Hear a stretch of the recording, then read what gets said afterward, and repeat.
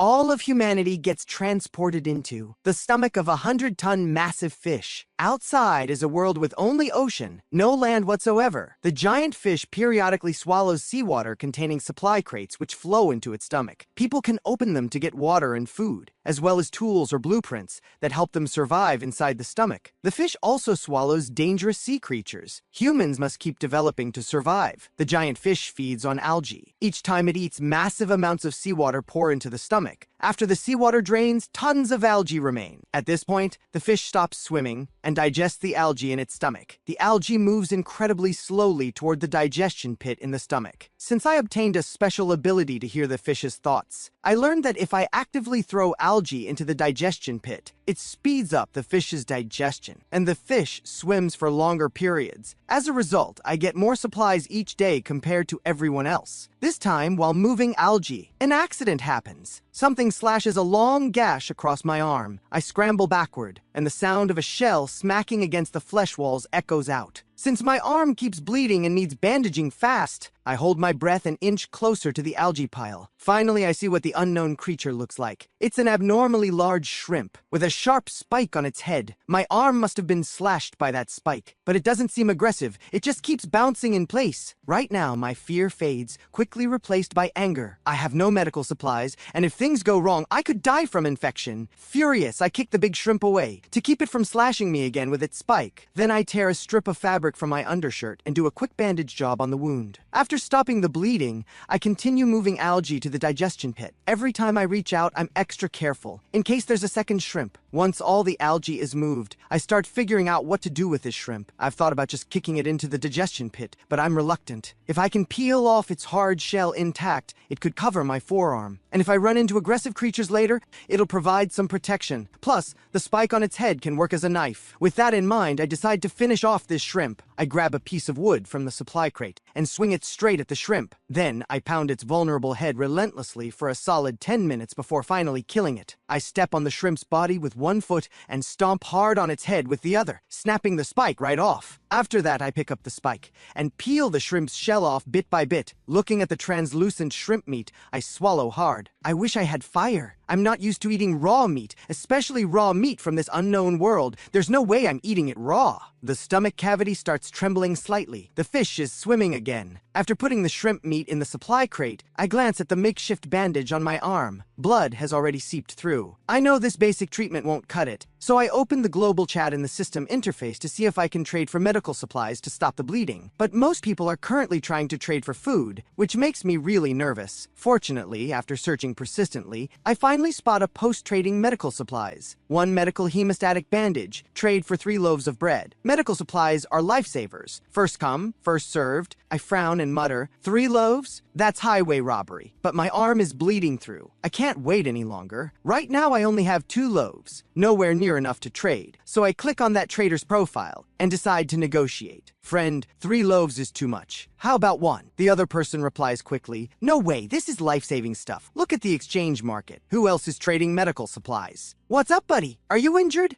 I don't plan to tell the truth to avoid them jacking up the price. Not really. I just have a strong sense of crisis, so I like to prepare ahead. Fair point, buddy. You're absolutely right. Then I won't trade my hemostatic bandage anymore. I'll keep it for emergencies. Thanks for the reminder. I panic immediately. Wait, friend. How about 2 loaves? Buddy, you're actually injured, aren't you? I see he figured it out. But thinking about it, it's only the second day in this world. And while most people are trading food, only I want medical supplies. That already gives it away. 2 loaves and 1 bottle of water? That's all the food I have left. If you still won't trade, there's nothing I can do. I send this message with finality, and it truly is all my food. If the trade goes through, I'll only have 2 bottles of water left. If today's 3 supply crates don't give me food, I'll have to survive on water alone. Bro, don't think people are that bad. I won't jack up the price. How about this? 1 loaf and 1 bottle of water, and we've got a deal. Seeing this message, my heart leaps with joy, but it feels a bit unreal. Did I actually run into a good person? Sure enough, the trade request changes to 1 loaf and 1 bottle of water. I click accept without hesitation. The bread and water in the supply crate flash with blue light and instantly vanish, replaced by a roll of hemostatic bandage. I grab it immediately, unwrap the fabric strip from my wound, grit my teeth and rinse the wound with half a bottle of water,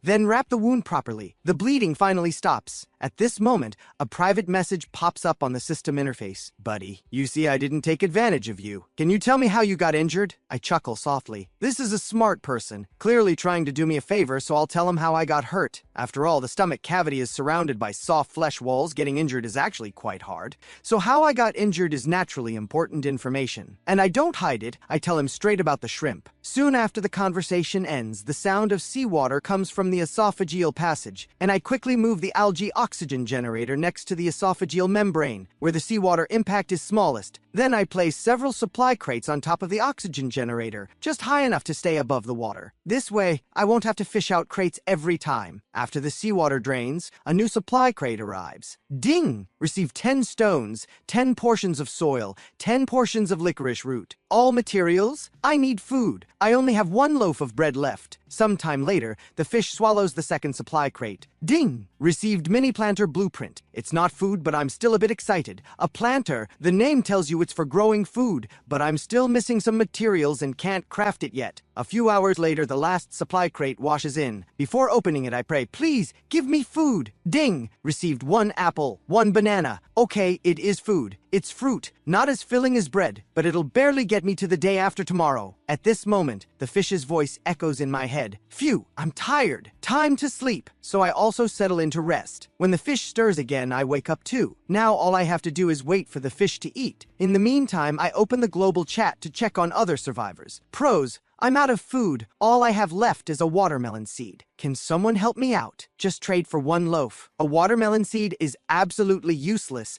We don't even know how to plant anything yet. And you want to trade it for a whole loaf? Dude, stop begging. You've been shouting since yesterday. Right now, everyone gets 1 supply crate a day, and whether you get food is pure luck. Most people are short on food. Who's gonna trade you for a useless watermelon seed? Seeing this message, I think for a moment. The watermelon seed can definitely be planted in the planter. So I click on that person's profile and send a message. The other person replies quickly, Boss, are you looking to trade for the watermelon seed? Yes, but I'm not trading bread. I'm offering raw shrimp meat. No problem, as long as it's edible. But boss, where did you get shrimp? The person is clearly surprised. I briefly explain how I got the shrimp meat. I'm not used to eating raw meat, and it'll spoil in a few days. So I might as well trade it for your watermelon seed. Thank you so much, boss. The next second, the watermelon seed trades over. Holy crap, this shrimp meat is huge. Boss, my name's Marcus. If you ever need anything, just say the word. No problem. Happy to help. After the pleasantries,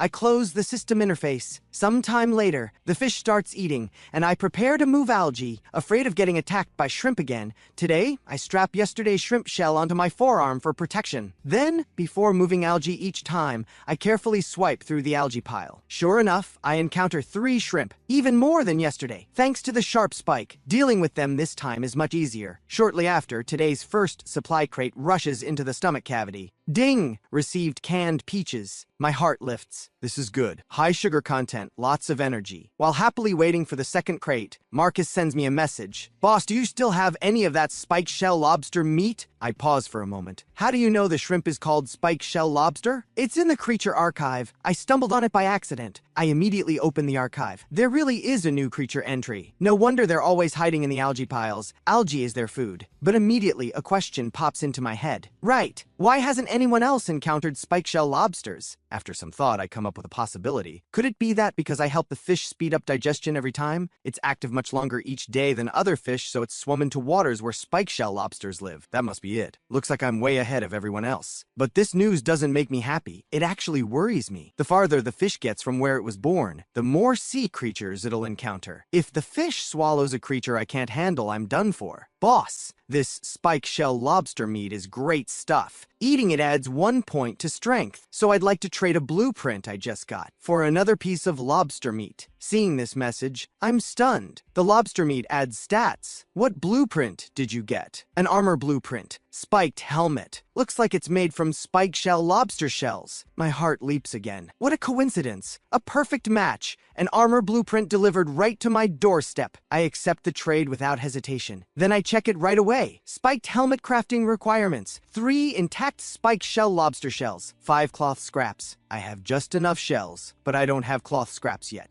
So I decide to see what today's crates give me first. If I don't get cloth, I'll trade for 5 in the exchange market. Then I take out a piece of spike shell lobster meat from the crate. planning to try it. Surprisingly, it tastes pretty good. Ding! Consumed spike shell lobster meat. Strength increased by 1. After hearing the system notification, I quickly opened my personal stats panel, and strength really did go up by 1. But I don't feel any change in my body, probably because it's only 1 point, so it's not noticeable. 2 or 3 hours later, today's second supply crate rushes into the stomach cavity. Ding! Received 10 stones, 10 wood, 10 cloth scraps. My heart lifts. Cloth scraps. Then I open the spiked helmet blueprint and click craft. The 3 lobster shells and 5 cloth scraps turn into blue light, and soon a helmet with 3 spikes on top appears in my hands. I try it on, it fits perfectly. Then I take it off and carefully place it in an empty supply crate, planning to wear it tomorrow when I move algae. At this moment, Marcus sends a message. Alex, I ate the spike shell lobster meat, but I didn't get a strength point this time. I nod in surprise. Looks like the lobster meat only adds strength the first time you eat it. Then Marcus's message carries an apologetic tone. Alex, the blueprint I traded you is actually pretty rare. So, could you throw in 1 more piece of lobster meat? I only had 2 pieces. I traded 1 to you and ate the other myself. How about tomorrow? If I get more, I'll give you another piece. I don't mind much. After all, an armor blueprint is definitely more valuable than 1 piece of lobster meat. Still, I can't be sure if Marcus is telling the truth. If eating a second piece still gave him strength and he's lying to me, that's entirely possible. So, I'll eat the remaining piece of lobster meat tomorrow, and only after confirming it doesn't add strength will I trade it to Marcus. Soon after, the sound of churning seawater comes from the esophageal passage. Today's last supply crate arrives. Ding. Received 1 heating pack. My heart leaps. Does this mean I can cook the lobster meat tomorrow? But I quickly dismiss the idea. No. This heating pack can only be used once, and using it to cook my only piece of shrimp meat would be too wasteful. When I wake again, it's already my 4th day in this world. The first thing I do is eat the spike shell lobster meat for breakfast. Marcus really didn't lie to me. It truly doesn't add strength anymore. I'm slightly disappointed. Sometime later, the fish starts eating. I put on yesterday's spiked helmet and wait to move algae. But right now, I unexpectedly hear the fish's childish voice. So annoying. Why are there so many of these things? Always stealing my food. The fish sounds really angry. The algae-eating spike shell lobsters must be competing with it for food. Looks like there'll be lots of lobsters in the algae today. I'll need to be careful when moving it. And it seems the fish has swum into waters with a huge lobster population. Suddenly, the entire stomach cavity shakes violently, then starts tilting, and finally almost stands upright. Caught off guard, I slam into the flesh wall, but fortunately the wall is soft. So aside from some dizziness, I'm not injured anywhere else. But all the seawater in the algae oxygen generator spills out, and the supply crates I've accumulated these past days scatter everywhere. Then I grab 1 supply crate tightly, because it contains the canned peaches and heating pack. These precious items can't get damaged. Right now, my mind races with questions and panic. What's happening? Is the fish being attacked by another creature? Even though the fish is massive, in this unknown world, it could still encounter something even bigger. Suddenly, boom! A thunderous explosion pierces through the fish's body, reaching the stomach cavity, and powerful sound waves sweep over my entire body. My head feels like it's been struck hard, a splitting headache, stealing my food. 1 tail slap and you're all gone. The fish's sudden thought makes everything clear at once. Well, it's swatting lobsters. Right now, my anxious heart settles and the stomach cavity returns to normal. After resting a bit, I stand the algae oxygen generator back up. Though there's hardly any seawater left inside, the fish will eat soon and refill it. I gather the scattered supply crates 1 by 1. At this moment, the fish starts eating, and seawater rushes in. I immediately open the system interface, locate the algae oxygen generator, and click repair. Seawater automatically flows in. Then I begin today's algae moving work, while being careful not to get stabbed by spike shell lobsters. But after moving everything, to my surprise and delight, there are 10 dead spike shell lobsters in the algae, clearly all killed by the fish's slap. The sound of its tail swinging almost killed me from the shockwave alone. Its power is unimaginable. Plus, this is just the fish's first feeding today, and I've already got 10, so by the time it finishes eating today, won't I have at least 50 or 60 total? But I'm thinking, if I just pile up the lobsters like this, the next wave of seawater will wash them away. So I come up with an idea. Make another algae oxygen generator, then arrange them in a V-shape against the stomach wall, and use the triangular space in the middle to store lobsters. An extra oxygen generator won't hurt, and I have plenty of materials anyway. Soon, the second feeding begins. I pile the lobsters in the corner and shield them with my body against the seawater. Then I open the algae oxygen generator blueprint and successfully craft a second one. Next, just as planned, I arrange them in a V shape. That perfectly encloses the 10 lobsters. And now, it's my 4th day in this world. While the fish is eating, an unknown creature several meters long appears in the seawater flowing into the stomach. Even worse, my flashlight's battery runs out at this exact moment, and the stomach cavity plunges into complete darkness. The next moment, the unknown creature leaps from the water and lunges at me. I can't help but strain my eyes trying to see, but it's futile. The unknown terror magnifies endlessly in the darkness. Suddenly, crack! My head takes a violent impact, and I feel what seems like some creature's claws gripping hard onto my spiked helmet, making a sharp scraping sound. Extreme fear numbs my entire body, and my left hand holding the spike trembles uncontrollably. I keep telling myself to stay calm. Suddenly, I feel something wrap around my neck, and the slimy, slippery sensation makes my scalp tingle instantly. In the pitch darkness, I instinctively think it's a massive monster's tentacle. Then it starts constricting, and I immediately struggle to breathe, my face flushing with blood. This feeling of imminent death makes my adrenaline surge instantly, and the fear and numbness mostly vanish, replaced by boundless rage. With a wet thunk, I swing my left hand hard and stab the spike into that thing, not caring if I might accidentally stab my own neck. The unknown monster immediately lets out a sharp, hissing screech, and I realize the sound is coming from above my head, so I frantically swing the spike upward with my right hand, and quickly manage to slash the creature apart. The severed part thrashes wildly, spraying foul-smelling liquid all over my face. Then, the appendage wrapped around my neck falls away. Sometime later, the monster goes completely still, but the claws on my head still grip my spiked helmet firmly. At this moment, the adrenaline slowly wears off, and the fear returns, leaving me too terrified to move rashly. I wait until all the seawater drains before gathering the courage to hand crank my flashlight. The moment the light shines, I see a severed creature's body draped over the algae oxygen generator, dripping blood. Then I take off my helmet and see 4 anchor-shaped sharp teeth embedded deep in it. Seeing the creature's full appearance, cold sweat instantly breaks out on my back. It didn't bite through my skull purely by luck. The helmet can't actually stop this monster's fangs. The only reason I'm okay is because of the 3 spikes on top of the helmet, which created distance between the monster's teeth and the helmet's main body, preventing it from biting through. Right now, still shaken, I think to myself, Marcus really saved my life. Then I open the creature archive section in the system interface, and sure enough, I find this monster, tendril bloodworm. Length 2 to 3 meters. Food type, blood. Description, a parasite living inside giant creatures. Sharp teeth can easily crush an adult skull. Teeth can be crafted into tools. Reading the description, I feel even more terrified. Surviving this time was pure luck, getting and crafting the spiked helmet blueprint ahead of time. Suddenly, churning seawater sounds from the esophageal passage, and I remember the fish hasn't finished eating yet. So I quickly pry the bloodworm's head off the helmet and toss it aside, then put the helmet back on. Also, I don't leave the triangular space between the oxygen generators, and fortunately, until the fish finishes eating, I don't encounter any more bloodworms. Only then do I come out to start moving algae and collecting spike shell lobsters. During this time, every so often, I recharge the flashlight to ensure enough power for emergencies. I really don't want to experience encountering an unknown creature in darkness again. Half an hour later, all the algae is moved into the digestion pit, and I also toss the bloodworm's body in to get rid of it. After counting, I've obtained 58 spike shell lobsters today. 8 of them are still alive and weren't hit by the fish, so their shells are intact and can be used to craft spiked helmets. The remaining 50 have badly shattered shells, completely unusable, so I decide to trade them in the exchange market later. Then I open the system interface and click on Marcus's profile, and directly send him 3 spike shell lobsters as a gift, plus a freshly crafted spiked helmet. Sometime later,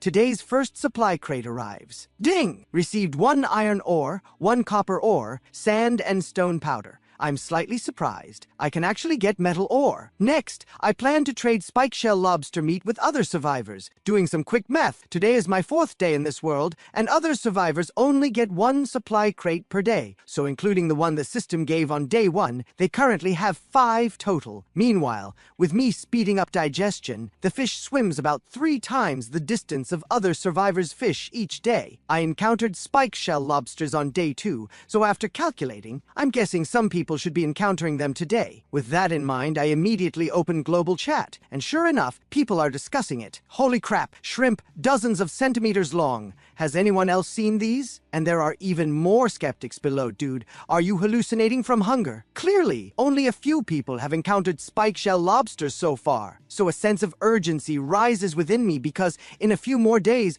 all other survivors will encounter them. And by then, the lobster's value will plummet. So without much hesitation, I divide my 50 spike shell lobsters into 5 different trade types and list them in the exchange market. Each type offers 10 lobsters. Type 1, 1 blueprint for 1 lobster. Type 2, 1 can plus bread and 1 bottle of water for 1 lobster. Type 3, 1 medical item for 1 lobster. Type 4, 10 metal ore for 1 lobster. Type 5, 50 basic materials for 1 lobster. Then I post in global chat, selling spike shell lobster meat. Check exchange market. Eating spike shell lobster meat increases strength by 1 point. Limited quantity. First come, first served. The moment I post, the chat explodes. Some doubt me, others debate. Did you lose your mind playing games? Add strength? Idiot. Whether he's crazy or not, I don't know, but you're definitely the idiot. There's a character stats panel in the system interface. Isn't that exactly what it's for? And so, many people start considering whether to trade with me, or debating which of my 5 trade types is the best deal. Soon, other survivors start trading with me one after another, and before long, I've successfully traded 43 lobsters. The remaining 7 are all for blueprint trades,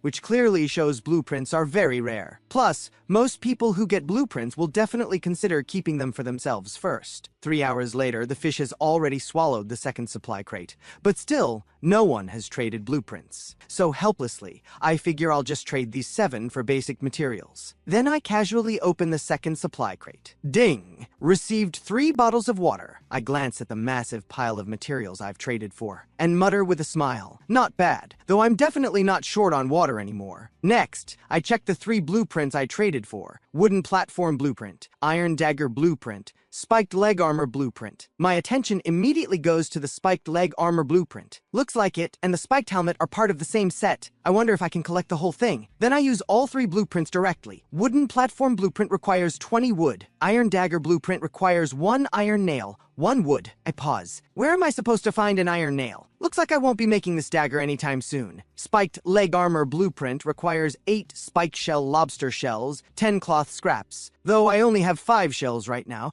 I should be able to craft it tomorrow. After checking the blueprints, next I look at the food I traded. 10 canned goods, 10 loaves of bread, 10 bottles of water. Food's no problem for a while. 9 medical items, all hemostatic bandages, plus 1 box of anti-inflammatory pills. Metal ore totals 100. 50 iron ore, 50 copper ore. Finally, basic materials total 500 portions. Next, I decide to craft a wooden platform to see what it looks like. I open the blueprint and click craft. A platform supported by 4 wooden stakes immediately appears before me, and I shout with delight. This height is just above the seawater. I won't have to be soaked in seawater several times a day anymore. These past days, I've been constantly wet and sticky. It's been awful. While thrilled, I'm also a bit worried. Is the wooden platform sturdy enough? Will the seawater wash it away? So I push hard on it and discover the platform's 4 stakes seem to have fused with the stomach cavity. They won't budge at all. After that, I craft 6 wooden platforms in a row, forming a 2x3 platform. Then I move all the supply crates onto the platform, no more worrying about them getting washed away. Then I remember the mini planter blueprint. Could I not craft it before because I didn't have a platform? Thinking this, my eyes light up, and I immediately click to craft the mini planter. It works! Then I plant the watermelon seed in the mini planter. But there's no sunlight here. I wonder how long the watermelon will take to mature. With nothing else to do, I lie down directly on the dry wooden platform to rest. 3 hours later, the 3rd supply crate arrives. I wait for the seawater to drain before jumping down to open it. Bing! Received Abyssal Leviathan Archive Fragment. I can roughly guess what this archive does. It records types of food that accelerate the fish's growth, but right now it's just 1 fragment, so it's not useful yet. The next day, when the fish eats, I also wake up on the platform. Remembering yesterday's bloodworm attack, I immediately retreat to the farthest edge of the platform to avoid being dragged into the water. After carefully scanning back and forth, I find no sign of bloodworms swimming in the water, and immediately breathe a sigh of relief. But soon, another surprise appears. 2 points of light slowly glow in the water, like 2 eyes staring at me intently. After the seawater drains the light source's surface, 2 glowing spherical creatures. I approach cautiously, then pull out the spike from my waist and poke it, and the glow gradually dims. I instinctively step back in case this is some kind of attack, but but it seems uninterested in me, just wiggling its 4 tentacles underneath to right itself, and then its dimmed body glows again. I can't help wondering, what creature is this? Then I immediately open the creature archive. Glow orb parasite, length 10 centimeters, food type blood. Assessment,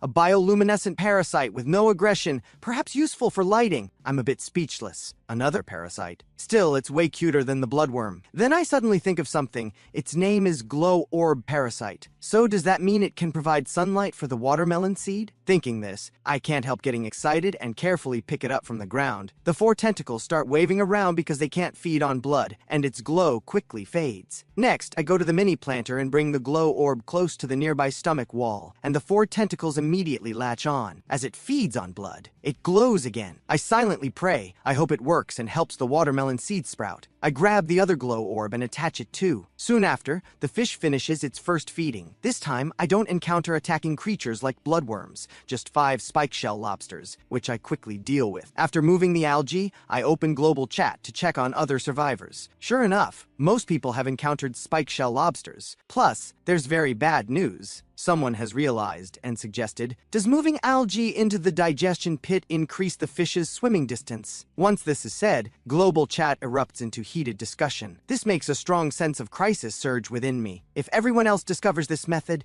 my advantage will vanish completely. At this moment, today's first supply crate washes in with the seawater. Ding! Received 1 ironclad behemoth extermination pass. I pause. What's this? It's the size of a bill, entirely golden. Then, a system notification sounds in my head. Ironclad behemoth extermination pass. Upon use, you can enter an adult ironclad behemoth's body. To eliminate all parasites in its stomach cavity, you can return after completing the mission. Any items obtained in the ironclad behemoth's stomach cavity can be brought back. After the system notification ends, I mutter. Looks like a ticket to some kind of game dungeon. But I'm not in a rush to use it, because with my current strength and equipment, even dealing with 1 bloodworm is tough. Then I continue watching other survivors' discussion. Now they've confirmed the theory that actively moving algae speeds up the fish's digestion, but the stomach cavity's thin oxygen levels are still a problem for them. If they don't have an algae oxygen generator like I do, then expending energy to move algae will cause them to die from oxygen deprivation. At this moment, someone suggests, the oxygen problem should have a solution. As long as someone gets a blueprint for an oxygen-producing item, then this algae-moving method can be implemented. Seeing this person's comment, my gaze drifts to the algae oxygen generator in the corner behind me. After some thought, I decide to mass-produce them, sell at high prices, and only accept blueprints in exchange. I need to maximize their value before others get the oxygen generator blueprint. So I post in global chat. Looks like I got lucky. I just got an algae oxygen generator blueprint. Holy crap! Seriously, that's insane luck. Bro, are you selling the blueprint?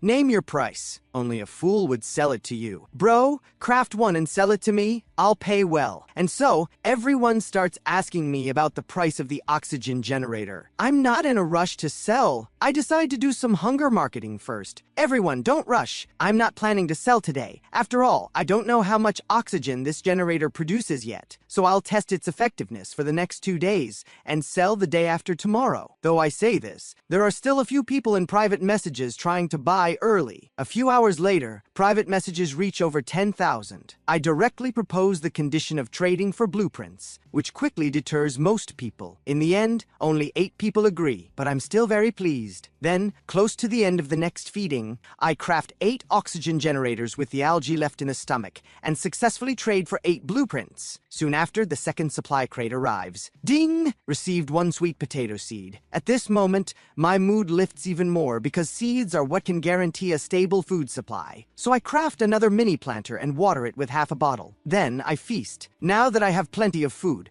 there's no need to go hungry. At this moment, a private message arrives. Hello, my name is Adrian, the one who suggested the algae moving theory in global chat. I'd like to trade for an oxygen generator if that's possible. Reading this message, I literally laugh in disbelief. So she's the one who might end my advantage, and she still dares to come trade with me. Sorry, not interested. Adrian replies persistently. I'll trade you a blueprint, and I can even provide any materials you need. Still no, not trading. But she still doesn't give up. I know you want to use this opportunity to stay ahead ahead of everyone else. But in this unknown world, being far ahead alone isn't a good thing. The farther you go, the closer danger gets. I alone can't help you directly, but we can warn each other and prepare early. Looking at this message, I think, indeed, I nearly died when I encountered the bloodworm. If someone had warned me in advance, I could have prepared. That feeling of being close to death, I really don't want to experience it again. And so, she convinces me. All right. You make a good point. I'll trade you one. Pleasure doing business. After the blueprint trade's over,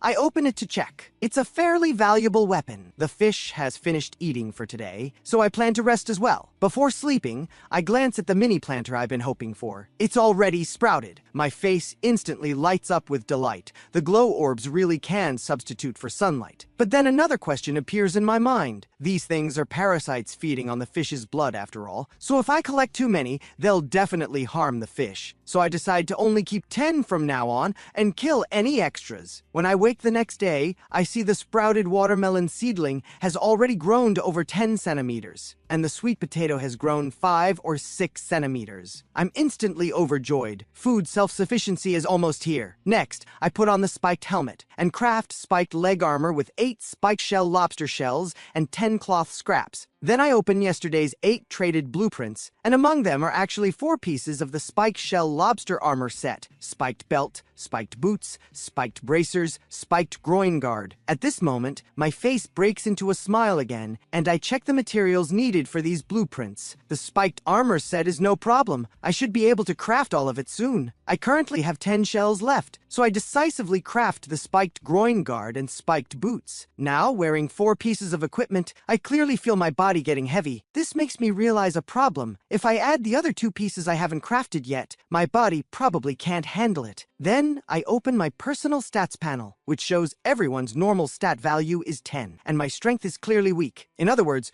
to wear a full set of equipment smoothly, I need to find a way to increase strength. Doing rough calculations, I need to raise strength to at least 15 points. Soon after, seawater rushes in, and today's first supply crate is coming. Suddenly, something shoots through the water below, kicking up a trail of splashes on the surface. I reflexively retreat to the inner part of the wooden platform and search for the creature's shadow. Right now, my expression is extremely serious. I thought creatures only came in with algae during feeding, but it seems creatures can also enter when the fish swallows supply crates. Fortunately, that thing doesn't seem to have any intention of attacking me, but rather desperately wants to escape this cramped space. Sometime later, all the seawater drains, and I see a 1-meter-long glowing band, bouncing continuously on the ground, until soon it seems to run out of energy and its glow gradually dims. So I cautiously walk over. Pick it up! It's not very heavy, about 40 or 50 pounds. Then I open the creature archive. Silver scale dartfish, length 1 meter. Description: smooth skin, extremely fast in water. If struck, minor injuries affect bones and muscles. Severe injuries affect internal organs. Firm, bouncy meat. Skin can be used to craft diving suits. Reading the description, I'm grateful I already crafted the platform. If I'd been hit by this in the water, the consequences would be unthinkable. Also, I learned this fish is edible. I wonder if it adds stat points like the spike shell lobster. This makes me nervous. What I need most right now is to increase strength. Then I use the spiked blade to make it into sashimi, and after eating 1/3, the system sounds ding. Consumed silver scale dartfish. Constitution increased by 1, agility increased by 1. My face lights up. It added 2 stats. Though not the strength I hoped for, adding 2 stats at once still makes me happy. At this moment, Marcus sends me a message. Alex, thanks for the spike shell lobsters and helmet you gave me the other day. I just got a recipe, so I'm sending it to you now. My eyes immediately light up. It's a fertilizer recipe. Perfect timing. With fertilizer, I can accelerate crop growth in the planters and reach food self-sufficiency sooner. Ding! Basic fertilizer recipe requires crafting and fermentation barrel, plus 5 portions of licorice root, 5 portions of fish waste. I pause. I have the fermentation barrel and licorice, but where do I find fish waste? Can I get waste from the digestion pit? Thinking this, I suddenly remember the waste scoop blueprint I got earlier, and it clicks. The waste scoop must be for scooping fish waste from the digestion pit. So I decisively craft it with 5 wood, then add 5 portions of licorice to the fermentation barrel. I go to the edge of the digestion pit, and and dip the waste scoop in. When I pull it out,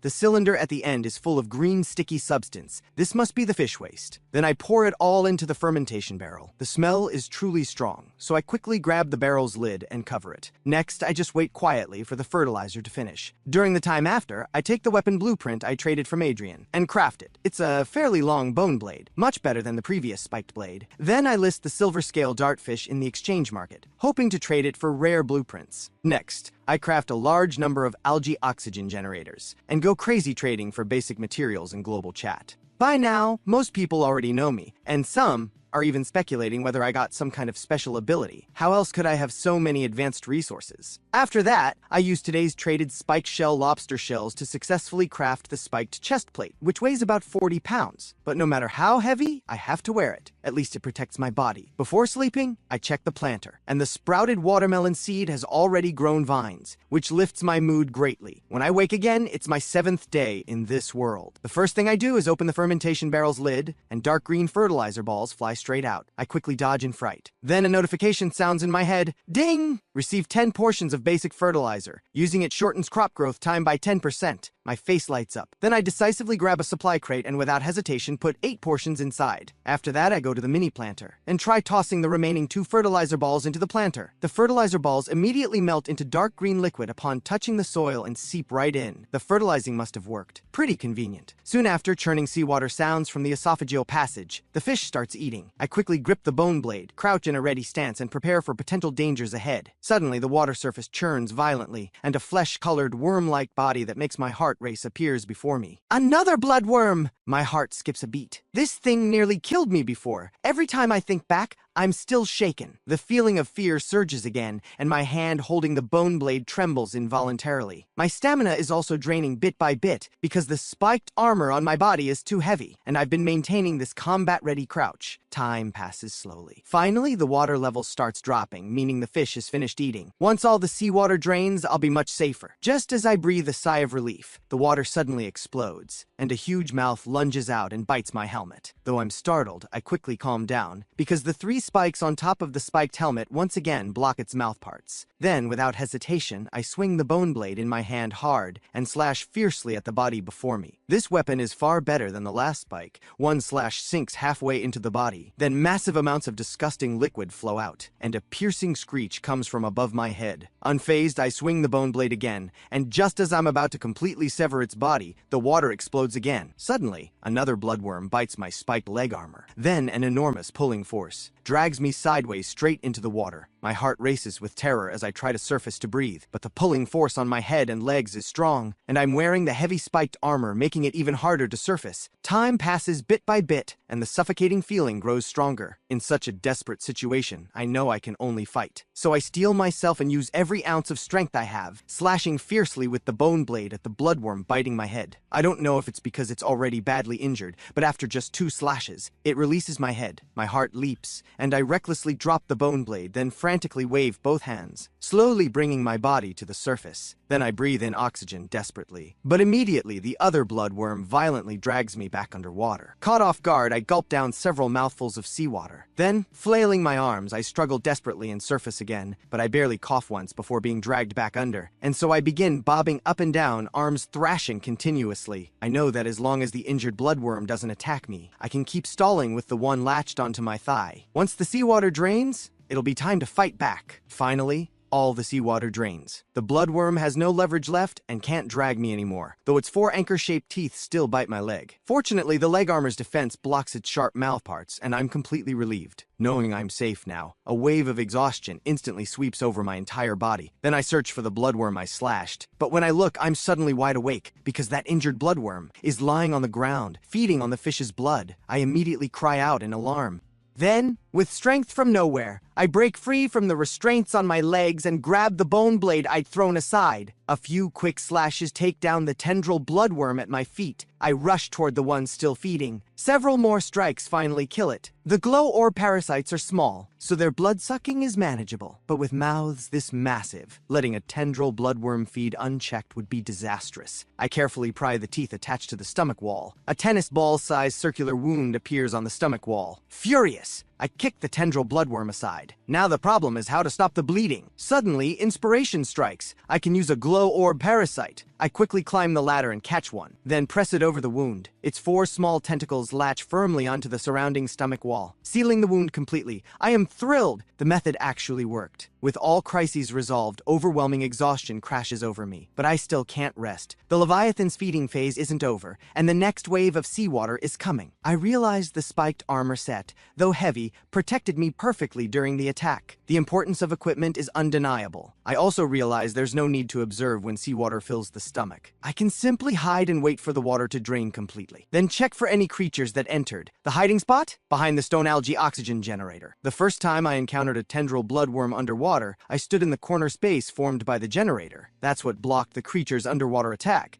So I haul the algae oxygen generator onto the wooden platform, severely compressing the already small 6 square meter area. Now only about 2 square meters of space remain. At this moment, I seem to have exhausted my last bit of strength. I feel utterly drained, with no energy left to move seaweed. After a while, the fish feeds again. I hide behind the algae oxygen generator as planned, staying there until the entire feeding phase ends. No incidents occur during this time. After eating the high-sugar canned food and resting extensively, my energy recovers significantly. Once I confirm no large creatures are present, I climb down and begin moving seaweed with peace of mind. 2 hours later, the seaweed is finally moved. I climb onto the cramped platform to rest. 3 hours until the fish's next feeding. Then Adrian messages me, Alex. I want to trade something with you. I have no fondness for this person, and I'm already exhausted. So I reply directly. If you want a second algae oxygen generator, you'll need to trade blueprints. Alex, you've got it wrong. I want 20 algae oxygen generators and a full set of spike shell lobster armor. I laugh in disbelief. Is this person delusional? Why don't you take a look at what I'm offering first? Golden silk fruit, the seed of golden silk seaweed. Eating it grants +5 strength. Reading this, my whole body trembles. 5 points of strength, exactly what I desperately need right now. With those 5 points, I can easily handle the heavy spiked armor set. It's now day 7 in this world, and I already have a complete set of spike shell lobster armor, but it weighs 100 kilograms total, creating a huge burden with my low strength stat. So I trade on the exchange market for a plant called golden silk seaweed. Its fruit grants +5 strength when consumed. This is exactly what I need. I open the seaweed planter box blueprint I traded for earlier and craft it. A planter twice the size of the algae oxygen generator appears before me. 2 hours later, when the fish swallows today's second supply crate, the seaweed planter box automatically fills with seawater. I carefully plant the golden silk seaweed inside. Then I open the supply crate. Ding! Equipment slot acquired. I freeze. A notification appears on my personal stats panel. Opening it, I find a new box on the interface, and a voice announces, the equipment slot can store 1 piece of equipment or weapon. Joy floods through me. I try placing my heaviest piece, the spiked chest plate,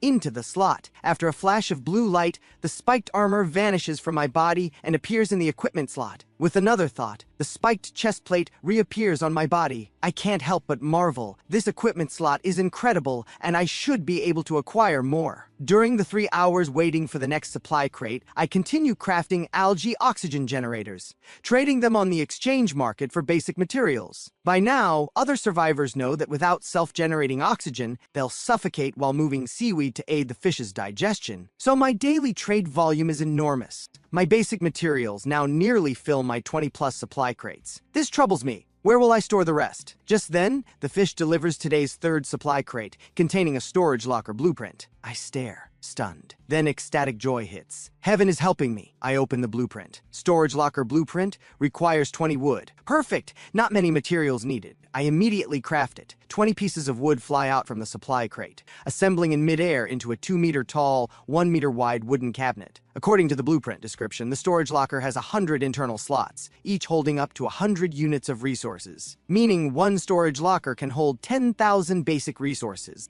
My current basic materials total only around 3,000, less than half the locker's capacity. Most importantly, the storage locker takes up minimal space. Once placed, I immediately transfer everything from my 22 supply crates into it, then toss the empty crates into the digestion pit. Day 8 in this world. As soon as I wake, I check the golden silk seaweed. No changes in the planter. I'm slightly disappointed, but not surprised. A fruit that grants +5 strength surely takes longer to grow than other crops. Next, I approach the mini planter, and am delighted to see flowers blooming on the watermelon vines. At this rate, it won't be long before I'm eating sweet watermelon. The supply crates mostly contain dry bread, with occasional fruits and canned goods I can't bring myself to eat. I've been eating so much bread these past days, I'm sick of it, I mutter. When can my meals improve? I desperately crave something salty. These past days, both my body's need for salt and my taste buds' craving for savory flavors make me recall the delicious food I once ate. A few hours later, the fish finishes feeding. I check the fish's current status. Abyssal Leviathan, age 9 days, juvenile stage, 35 meters long. Rating, a 220-ton baby. In just 8 days, the Leviathan has grown 5 meters. If I feed it more, will it grow even faster and swim farther? Others now know that moving seaweed aids the Leviathan's digestion. Though I'm ahead, the others are matching my pace. In a survival world, I must expand my lead. Without hesitation, I craft a second storage locker, then purchase 10,000 units of low-value seaweed on the exchange market, storing it all inside. Only then do I sleep contentedly. When I wake again, it's day 9 in this world. Something terrifying appears on global chat. The survivor count in the upper right corner begins dropping rapidly. At first, it falls by dozens, then hundreds. But soon, tens of thousands die per second. I figure the timing. Others must be encountering tendril bloodworms. Those who survived paid a heavy price. They begin flooding global chat, asking how I survived the crisis. Seeing these messages, my eyes light up. This is the moment I've been waiting for. I have Marcus spread the word on the exchange market. Spiked helmets can block tendril bloodworm attacks to the head. The channel explodes, and people frantically seek out Marcus to buy. I lend him the spiked helmet blueprint, and have him mass produce and trade them daily. Each helmet costs 100 basic materials, or 10 units of food or bottled water. Metal ore can substitute for materials. This way, I massively expand my inventory again, sharing some with Marcus. When today's second supply crate arrives, opening it yields instant noodles. Pure joy floods my face. Finally, something salty. In my current survival situation, this isn't just beef-flavored noodles, it's a beef hot pot feast. I sit on a supply crate, fill the noodles with water, then retrieve a heating pack from days ago and place it underneath. I slice spike shell lobster meat and add it in, enjoying an incredibly satisfying hot pot meal. The happiest day since arriving in this world. On day 10, unexpected trouble strikes again. The supply crate doesn't arrive at its usual time. I wait an extra hour. Still nothing. Yet other survivors are already showing off their new items on global chat. This means I'm the only one with a problem. I urgently try to figure out why. Just then, the esophageal passage membrane suddenly opens. I snap alert and look over, thinking the supply crate finally arrived. But the entrance doesn't flood with seawater like before. My mind races. What's going on? This has never happened before. Suddenly, the fish's thoughts echo in my mind. Finally found a treasure cave. Why isn't the little human coming out? I am shocked. The fish knew I was living in its stomach all along, and now it wants me to temporarily leave and search for treasures outside. But anxiety grips me. After so many days, this will be my first time seeing the unknown world outside. Venturing out knowing nothing is clearly dangerous. But since the fish specifically mentioned a treasure cave, this trip is mandatory. I first craft a wooden shield and place it in my equipment slot. Then equip my spiked armor and grip the bone blade, fully prepared. I slowly enter the esophageal passage. Looking around, the passage's diameter is about 1.5 meters. I need to crouch to pass through. The ground is slippery, so I move carefully. After about 7 or 8 meters, the space opens up dramatically, though equally pitch black. But I'm not afraid. I'm in the fish's mouth now. The safest place in this world is inside its body. Walking another 5 or 6 meters forward, I see a white wall with a texture like bristles. Reaching out to touch it up close, the entire wall consists of long filaments. But unlike soft bristles, they're tough like bamboo strips. I guess these are the Leviathan's filter-feeding baleen. To exit, I must climb over this wall. Fortunately, it's only 2 meters high. A small jump, and I'm up. A rock wall appears before me. Walking on the baleen, I feel along the rock wall until finally, I find a cave only 1 meter in diameter. The dark, cramped environment makes my heart pound. This must be the treasure cave entrance, but the space inside is extremely small. To enter, I'll have to crawl. If danger strikes, even turning around will be difficult. But then I think, no matter high risk, high reward. To survive in this world, facing danger is necessary. Recalling previous life and death experiences, I know there's never been a safe way to survive here. So, holding the wooden shield above me, I decisively crawl into the cave. The cave interior is entirely rock. Crawling on the ground, I keep the wooden shield in front to block any monster attacks. After crawling about 10 meters, sweat soaks my forehead. After another 10 meters, the surroundings grow increasingly damp. Water begins pooling on the ground. The deeper I crawl, the higher the water level rises, eventually filling half the cave's space. This makes things worse. My body submerged in water while my head strains upward. The position is unbearably uncomfortable. More importantly, I don't know what strange creatures might lurk in the water. Suddenly, splat, something drops on my head. I quickly feel it. A glob of translucent slime. Disgusted, I shake it off. But then something underwater brushes past my arm. Startled, I jolt like I've been electrocuted. Jerking my hand upward, water splashes loudly, echoing continuously through the silent cave. I forcibly calm myself. The murky water and dim light make it impossible to see what's beneath the surface. So I look up toward where the slime dropped from. The sight revolts me. The cave ceiling is covered in that slime, looking like some creature crawled across it. But I swallow my disgust and continue forward. As I go deeper, the slime becomes more abundant, even coating the underwater ground. The slime makes my hands and feet slip, preventing me from getting traction. This slows my crawling speed even more, and I fall into the water several times, so I decide to rest for a bit. But shortly after resting, I hear a faint sound, like something slowly crawling on the rock wall. I quickly turn my head, searching for the source. Finally, on the ceiling, I spot a flat, soft-bodied creature. It's completely transparent with visible organs about 20 centimeters long. The creature's overall appearance isn't terrifying, and it seems to have no intent to attack, just slowly crawling along the rock wall, leaving a long trail of slime. I ignore it. Having rested enough, it's time to continue. But just then, the water ahead suddenly churns with massive waves. My barely calmed heart leaps back into my throat. Clearly, some large creature is rushing toward me. The next second, even heavier waves crash forward. This time I'm nearly knocked over. I know the creature is almost here. My heart pounds in my throat. Suddenly, a terrifying impact slams into the wooden shield. I can't block it. My entire body slides backward more than a meter. My organs shake from the impact, my consciousness blanking momentarily. The emergency makes me forget the pain. I immediately thrust the bone blade hard around the shield's edge. But there's a clang, a crisp sound of hard objects colliding on the massive creature. I think it's over. The bone blade clearly can't handle this creature. Its head is hard as rock. The massive creature seems to realize my shield provides protection, so it begins spinning its body frantically. Thunderous rumbling fills the cave. The wooden shield emits tearing sounds. My heart sinks to rock bottom, like a lamb awaiting slaughter. I know once the shield breaks, I'm dead. In desperation, I message Marcus, send me a wooden shield now. Without a word, Marcus quickly crafts and sends one. I drop the bone blade and hold the shield with my right hand too, thinking I can only outlast this creature. After all, it can't keep spinning forever, right? But I can keep requesting wooden shields from Marcus. Even so, my chances feel slim. Holding the shield requires strength. I don't think I can outlast a massive creature. Time passes slowly. Over 10 wooden shields are destroyed. I'm exhausted to my limit. Death feels near, but I'm not afraid. This was my choice. Crack! The wooden shield breaks completely. I finally see the massive creature's full form. Its body fills 80% of the entire cave. It looks like an earthworm overall, with a sharp triangular bone spike on its armored head. By spinning that spike, it shredded over 10 of my shields. Then I see the armor split down the middle, revealing the creature's hidden mouthparts packed with sharp, thin teeth. At this moment, I accept my fate and stop resisting, feeling that waiting for death is torture. But just as the massive creature is about to bite me, a massive cry invades the entire cave, causing violent tremors. The next second, the fish's thoughts echo. "You little worm are truly hateful, daring to block my human's path. Get lost." Hearing this, the massive worm's biting motion freezes. Its terrifying maw immediately retracts. Then it trembles all over as if encountering a natural predator. But my condition isn't good either. The sound waves from the fish's voice were too violent, passing through the cave and my body, making my vision darken and head spin. After recovering for a while, I carefully look at the massive worm. It's frozen in place, not daring to move, so I boldly get up. Seeing this, the massive worm suddenly contracts its body and vanishes without a trace the next second. I can't help but find it amusing. To a 40-meter fish, it really is just a little worm. At this moment, I finally release a huge sigh of relief and rest against the rock wall. Then through the system interface, I request water and bread from Marcus. After recovering some stamina,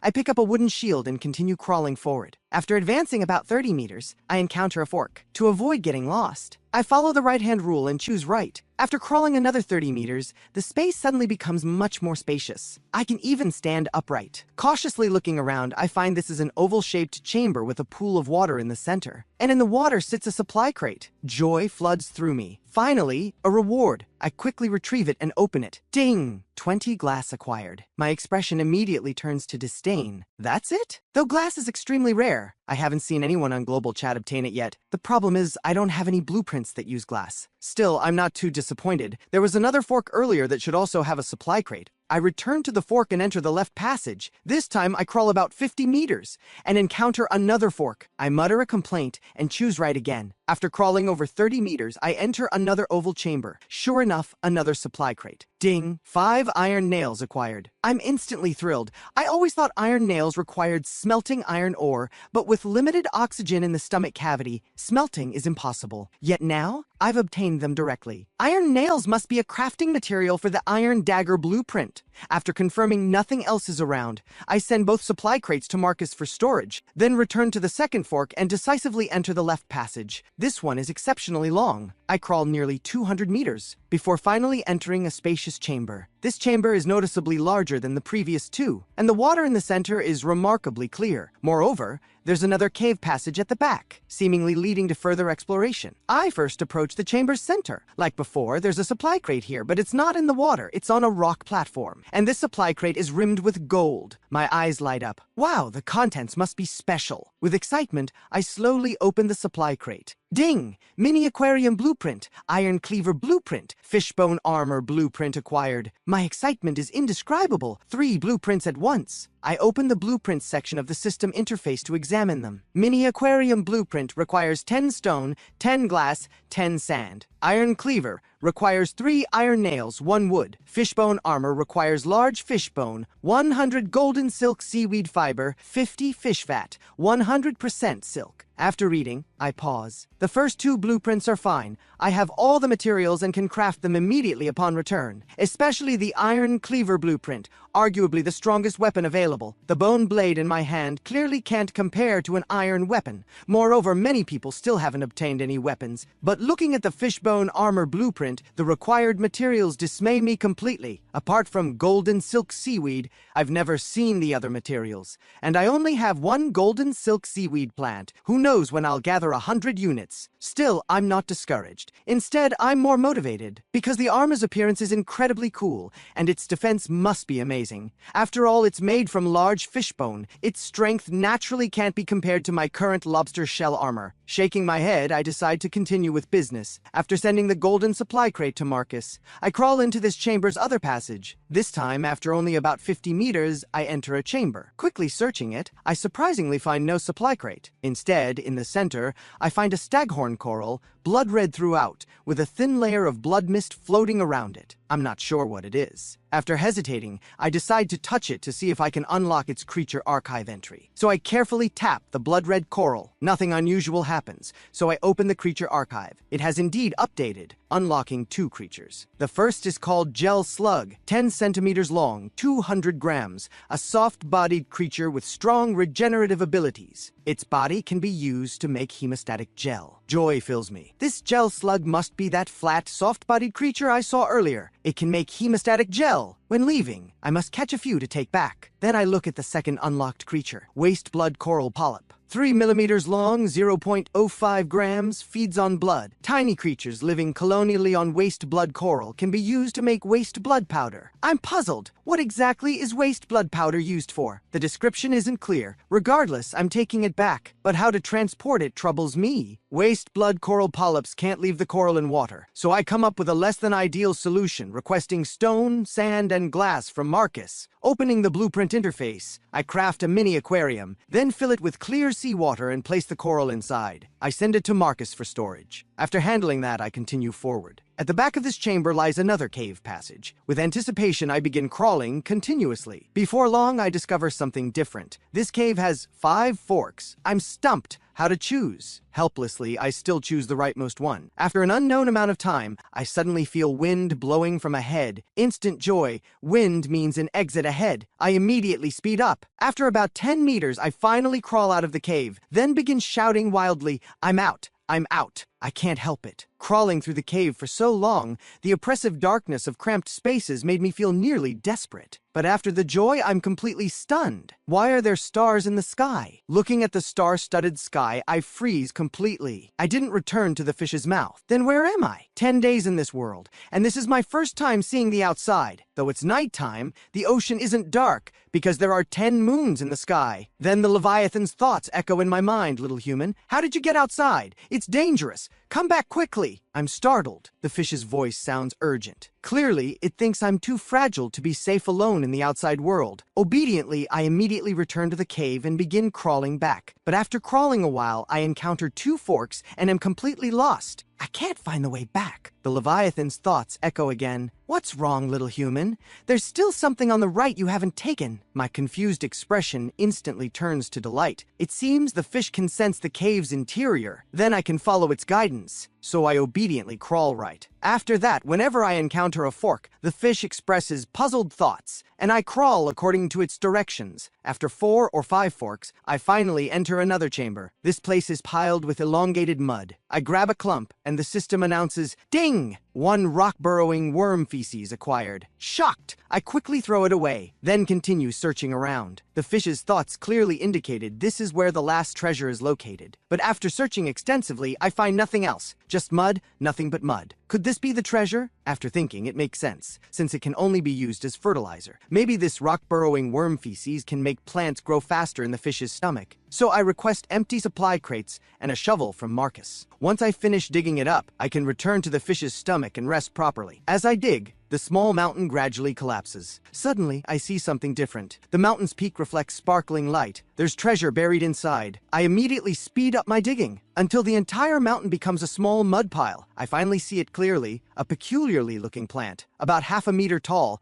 its trunk splitting into 3 branches with several crystal leaves. Quite beautiful. At the branch tips hang rock-like fruits. I have no idea what plant this is, so I decide to touch it. But the moment I touch it, the stone drops. Startled, I quickly catch it. The next moment, a system notification appears in my mind. Stone fruit acquired. I'm stunned. This stone is actually tree fruit. Since it's fruit, it should be edible, right? So I open my mouth, preparing to taste it. But hesitating, I request bottled water from Marcus to wash it first before biting. After all, rock-burrowing worm feces is everywhere here. Then I put the fruit in my mouth and bite hard. But there's only a crack sound, nearly breaking my molars. The stone fruit doesn't budge, only a shallow tooth mark on its surface. I wince in pain, then think for a moment. This must be like a nut. The outer layer is its protective shell. So I go to the rock wall and smash it hard. The fruit indeed cracks open. Peeling away the outer shell, it reveals crystal clear flesh with a white seed in the center, overall resembling a lychee. I put it in my mouth again and bite gently, this time tasting sweetness. The seed in the center has an intense fruity aroma. Ding! Strength +1, Constitution +1, Speed +1 acquired. My eyes light up instantly. It increased 3 attributes at once. Though only 1 point each, I'm already very satisfied. I mutter, wondering if this stone fruit can repeatedly increase attributes. So I pick another one and smash the shell. When eating it, I don't hold much hope. I've never obtained food that repeatedly increases attributes. Ding! Strength +1, Constitution +1, Speed +1 acquired. At this moment, I freeze in shock. It actually repeated the attribute increase. Then I eagerly reach out, pick the last stone, wanting to eat it again, to see if it can keep adding points. But I hesitate instantly. This stone fruit should be plantable. Its growing conditions likely require planting in this feces. If brought back to the fish's stomach,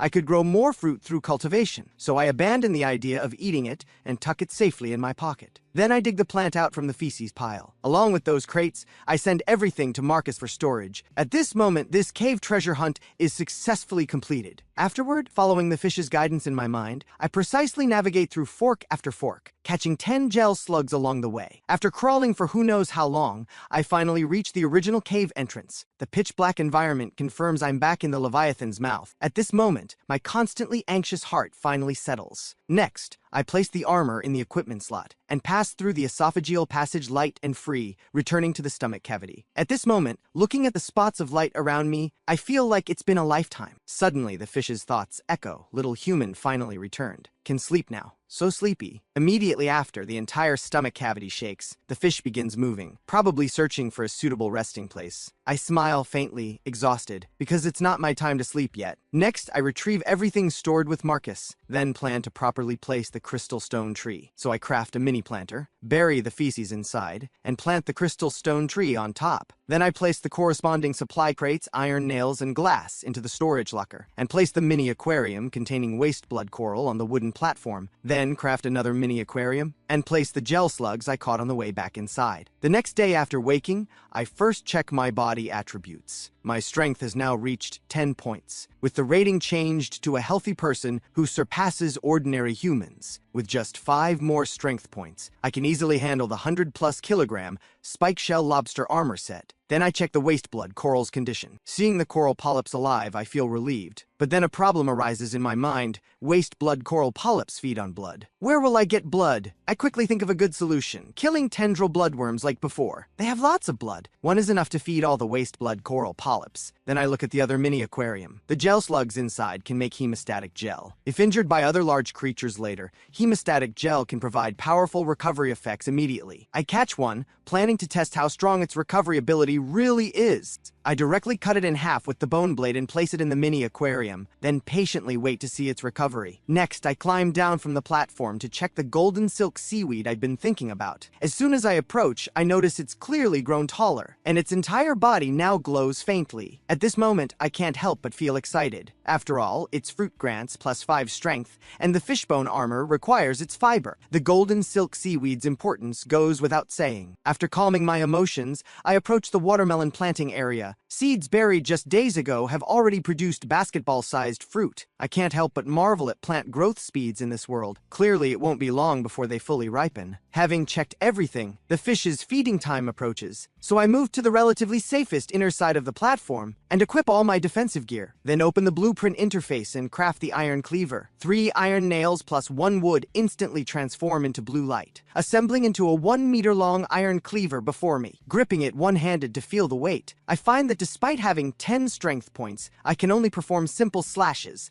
and it burdens my wrist considerably. So, I try gripping it two-handed and slash a few times, but it feels uncoordinated and very awkward. After all, in my previous life, I was an ordinary person. I've never wielded a cleaver before. Two-handed cleaver work clearly needs practice time. Just then, churning seawater sounds from the esophageal passage. I immediately focus, carefully observing the water's movement. The seawater simply drains calmly. This feeding brings no dangerous creatures. The next 2 times are the same. My luck is good today. However, other survivors aren't so lucky. Today's death count increases dramatically, reaching 500,000. The tendril bloodworm's ferocity is still more than many poorly developed survivors can handle. Then I begin moving seaweed into the digestion pit. During this time, Marcus also encounters a tendril bloodworm attack, but I gave him a complete spiked armor set, plus told him how to handle it. So Marcus successfully defeats the tendril bloodworm. Afterward, he tells me about it and expresses gratitude. Hearing this, I am immediately pleased, and quickly have him send over the tendril bloodworm's corpse. Then place the blood into the mini aquarium containing the waste blood coral. The seawater inside quickly changes color, and the waste blood coral polyps become excited, beginning to absorb the seawater continuously. Then I take out seaweed from the storage locker and toss it among the gel slugs as their food. After finishing everything,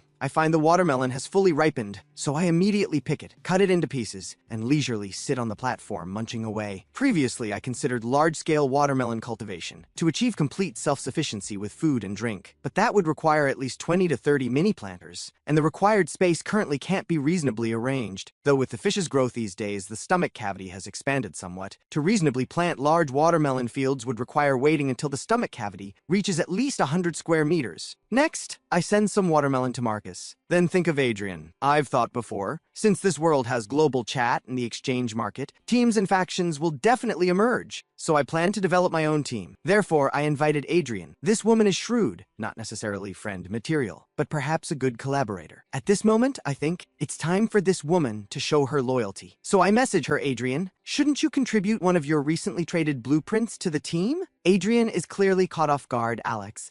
Not only have I received 0 benefits from joining the team, but now you want to take one of my blueprints. Contributing to the team is part of your duty, and it's the foundation for building trust between us. After some back and forth, I finally say, Adrian, if you think my request is unreasonable, our team doesn't have to form. Seeing this, Adrian immediately becomes anxious. She clearly knows my resources are currently the most abundant in this world. Even if she builds her own group, it definitely won't develop better than I alone can. So she decides to submit this disadvantageous loyalty test. Thus, I select from her blueprints. One called Stone Mortar immediately catches my eye. Waste blood powder requires grinding waste blood coral, and a crucial step is having a mortar, so I decisively make my choice from Adrian. She says little and sends it directly. Next, I send her some leftover watermelon. She immediately asks how I obtained it, clearly surprised. Well, I grew it myself. If you want to grow your own later, contribute well to the team. I know this woman differs from Marcus. Marcus is simple-minded and willing to work for me, but Adrian needs to be motivated by benefits. After the conversation ends, I craft the stone mortar, planning to grind out waste blood powder right away to figure out its purpose. At this moment,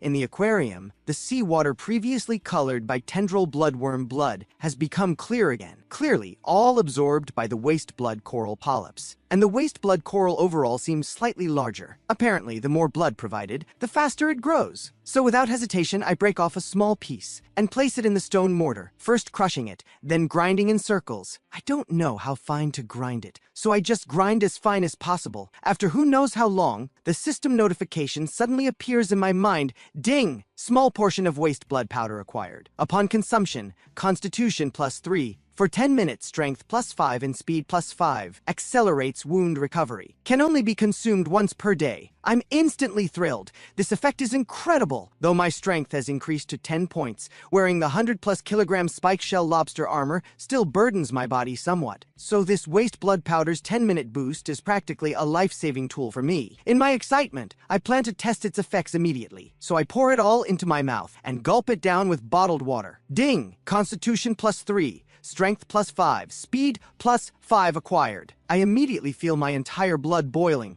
my skin flushing slightly red. An unprecedented sense of power instantly fills my entire body. Then I immediately check my personal stats panel. Strength 15 points, speed reaching 19 points, far surpassing ordinary humans. Next, I hurriedly equip the full spiked armor set, hold up a wooden shield and grip the iron cleaver. Though I still feel the body's weight, the burden is clearly much less than before. At this moment, under all this weight, I run nimbly for the first time. However, the 19-point speed isn't obviously felt, likely suppressed by the weight. So I remove the entire spiked armor set and run freely around the stomach cavity. My speed now would absolutely shatter my previous world's sprint records. Suddenly, the system notification sounds again. Ding! 10 minutes have passed. Strength -5, speed -5, waste blood powder boost effect has ended. At this moment, I completely deflate, feeling all my energy drained. No wonder it can only be used once per day. The boost comes with a negative weakness effect afterward. Fortunately, the fish's dangerous feeding phase has passed. Otherwise, in my current state,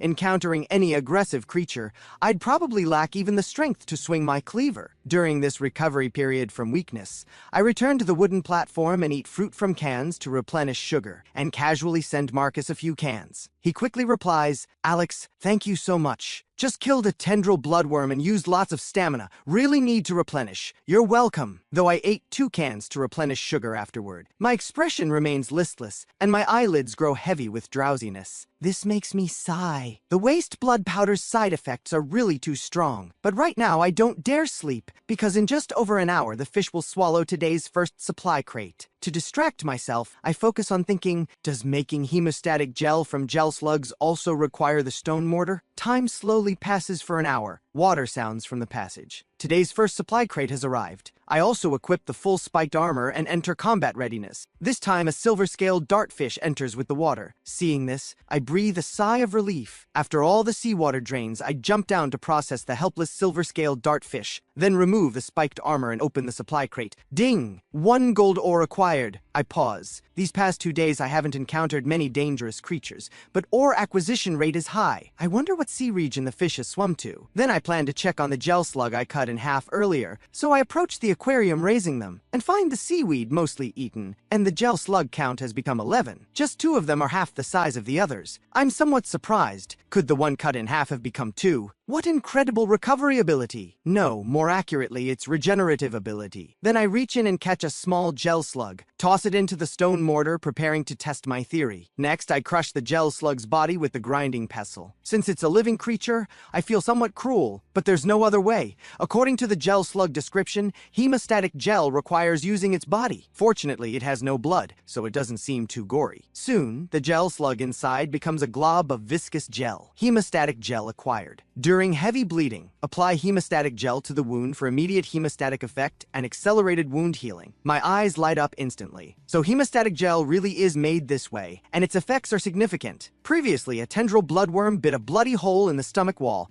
with blood continuously flowing out. At the time, I had no solution except using a glow orb parasite to plug the wound. Otherwise, I'd have to watch the stomach wall bleed continuously. Now, with hemostatic gel, if any creature bites the stomach wall again, I can promptly treat the Leviathan. Thinking this, I feel 10 gel slugs are far too few, so I cut all 9 remaining large gel slugs in half to increase their numbers. Then take 2 portions of seaweed from the storage locker and place them in the mini aquarium. Next, I store this hemostatic gel in the storage locker. Then divide the silver scale dartfish into 3 portions and list them on the exchange market. Still trading for archive fragments that accelerate the fish's growth. Counting now, I've collected 6 fragments, just 4 more needed for a complete archive. So I simply craft several bone blades and continue listing them on the exchange market. Also trading for fragments. I plan to collect them all at once now. Currently, in other survivors' eyes, bone blades are absolutely top-tier weapons, so doing this is a huge loss for me. But I don't want to consider gains and losses now. As expected, someone trades for a bone blade as soon as it's listed. Shortly after, the 3 portions of silver scale dartfish meat are also traded. The fragments are finally complete. Then I take out the 6 fragments collected earlier from the storage locker and place them together with the 4 in my hand. At this moment,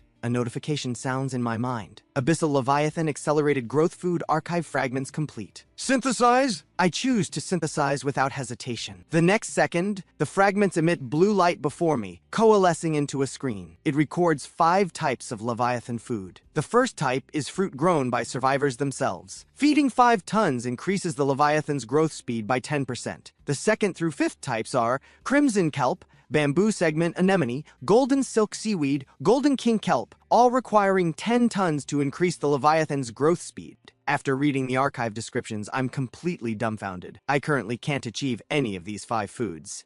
The first seems simplest, just grow fruit in mini planters, but where can I get 5 tons worth? Right now, there's nowhere near enough space to place all the mini planters I'd need. And of the remaining 4 food types, I've never even heard of 3 of them. This makes me smile bitterly, but it's not a total loss. At least if I encounter any of these foods in the future, I'll recognize them immediately. Then, I consider whether to pursue the first method listed in the archive. After all, 5 tons of fruit is still achievable. As long as I sell mini planters on Global Chat, other survivors can start growing fruit. Producing 5 tons would be easy that way, and then I could just buy it all back in bulk. But the problem is, I don't want to spread mini planters around yet, which means I'd need to find 1,000 people willing to follow my instructions, and they'd have to guarantee not to leak the information. That's nearly impossible to pull off. Just then, a private message comes through. Hello, boss. My name is Ethan. I just formed a guild with over 1,000 survivors. I'd like to invite you to become our vice president. Would you be interested? I pause, surprised. Wait, the system allows guild formation now? No, the guild is self-organized.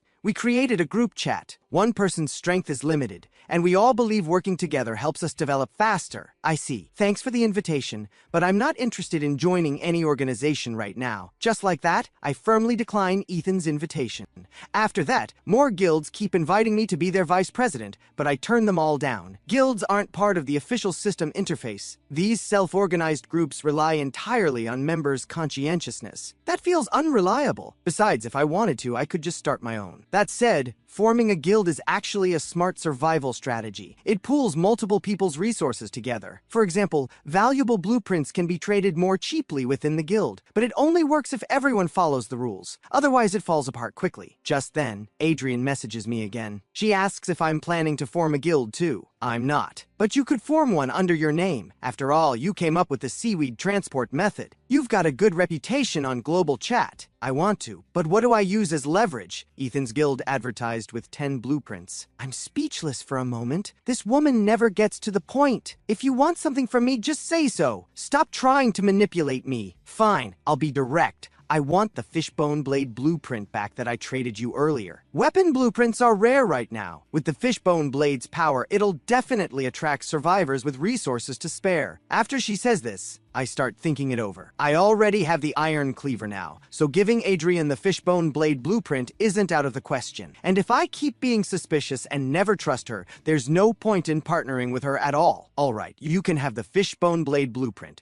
but you must return it to me every night. Fine, I wasn't planning to keep it anyway. I don't have the materials to craft it. I just want to show it to guild members. Give them something to look forward to. I'm surprised you actually agreed, though. Did you get a blueprint better than the fishbone blade? We're partners. Stop trying to analyze your own allies all the time. Manage your guild well, and I'll give you a bonus. With that, I send Adrian the fishbone blade, and our conversation ends. Just about an hour later, she successfully establishes a guild called Survivors. The entry requirements are steep. Members must submit 300 basic materials, but even so, people are scrambling to join. Meanwhile, I'm putting on my armor, waiting for the supply crate to arrive. Out of boredom, I check global chat and notice survivors are adding guild names before their usernames. Of course, there's a major flaw. Anyone can change their guild tag to impersonate members. That's why guild leaders need to record each member's profile picture. Names can change, but profile pictures are permanent. The system interface has a built-in camera function. After taking screenshots, you can save and record people's profile pictures. Adrian also requires members to disclose their blueprints for sharing. She screenshots all the blueprint information and sends it to me. After receiving it, I browse through, only to find most blueprints are worthless. Wooden sword and wooden shield blueprints are among the most fragile items. Soon after, today's second supply crate arrives. I notice multiple creatures came in with the water this time, making me tense up. Fortunately, the seawater recedes calmly, revealing 3 silver-scaled dart fish, which lets me breathe a sigh of relief. I walk down and open the new supply crate.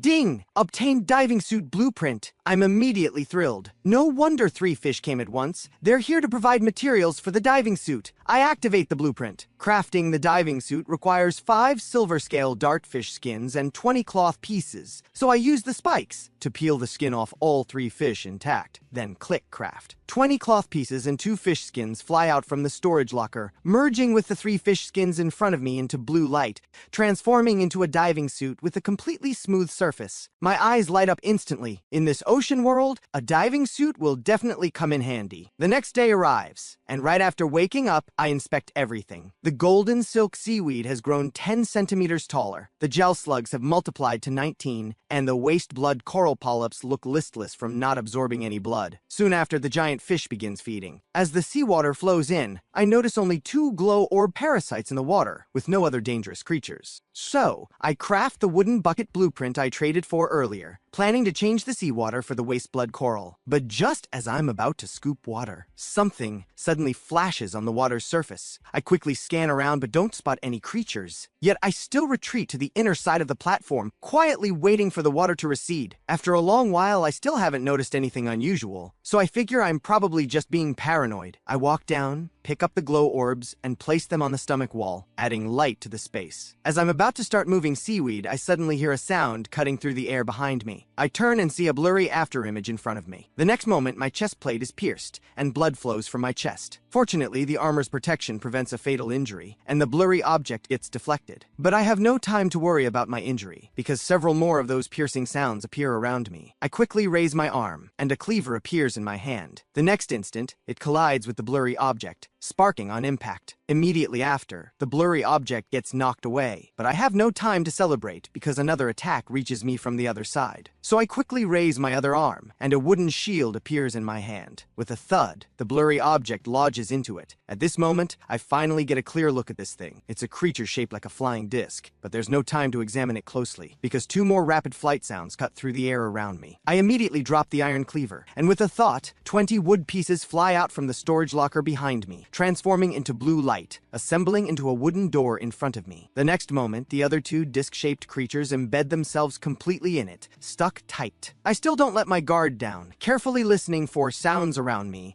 and only after confirming no other creatures are present do I lower the shield and door, then remove my chest plate, and from the storage locker, take out the hemostatic gel I crafted yesterday. Right now, my chest is completely covered in blood. I take off my shirt and clean the wound with bottled water, then apply the hemostatic gel. The wound immediately seals. The gel's effect is instant. Finally, I wrap it with hemostatic bandages, and only then do I fully relax. After washing the blood off my shirt and putting it back on, I pick up the wooden shield and examine the butterfly-like creature stuck to it. It's circular overall, with a ring of hard, sharp, serrated edges for cutting, and 4 legs below. Then I open the creature archive. Razor butterfly worm. Food type: blood. A parasite living inside giant creatures that can easily take a life in an instant. Its body can be used to craft saw blades. After reading this, I feel deeply unsettled. The tendril bloodworm only appeared a few days ago, and now there's an even more dangerous parasite, and it's so small that it's extremely hard to spot when it attacks. The tendril bloodworm needs seawater to unleash its full power, but the razor butterfly worm is the opposite. In seawater,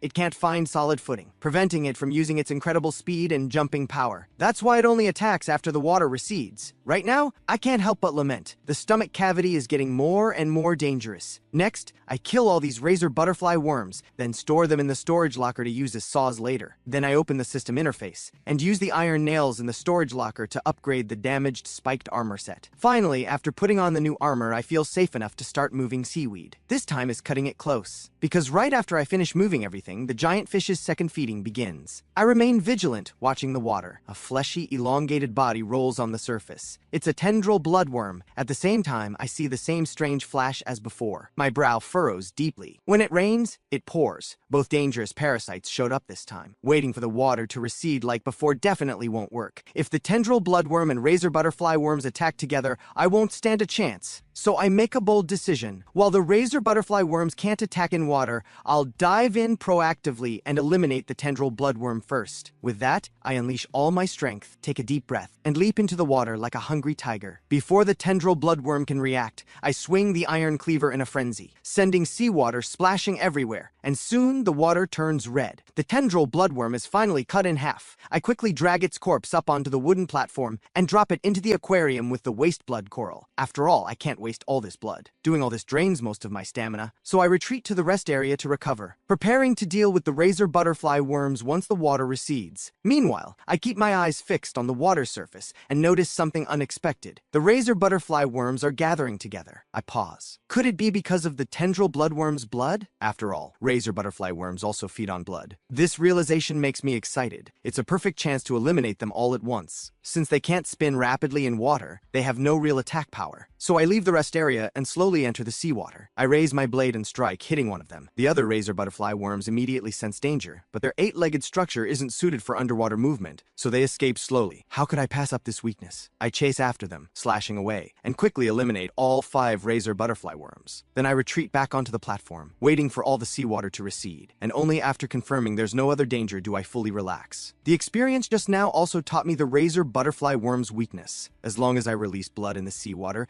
I can attract them all and wipe them out. But this method has one problem. Where does the blood come from? I can't always encounter tendril bloodworms at the same time. The simplest solution would be to bleed the giant fish, but naturally I won't do that. After some thought, I come up with an idea. I'll purchase tendril bloodworm corpses and store their blood in wooden buckets. I now control 2 guilds, one brand new, and another I had Adrian form yesterday. I just need to have both of them collect tendril bloodworm corpses from guild members, and contributors can earn increased guild contribution points. During the giant fish's final feeding, I finally don't encounter any more aggressive creatures. I check the upper right corner of the system interface, and today's death count has surged again. Over 2 million people are gone. Who knows how many more tomorrow will bring. Afterward, I contact Marcus and Adrian, instructing them to collect tendril bloodworms for me, and also inform them about the razor butterfly worm's information and weaknesses, telling them to be careful. This information can serve as a guild reward for high contributing and loyal members. With everything handled, I'm ready to sleep. But just then, the system voice suddenly echoes in my mind. The abyssal leviathan has traveled 10,000 nautical miles and is about to leave the birth waters. Beginner protection phase has ended. Based on current speed, in 1 day,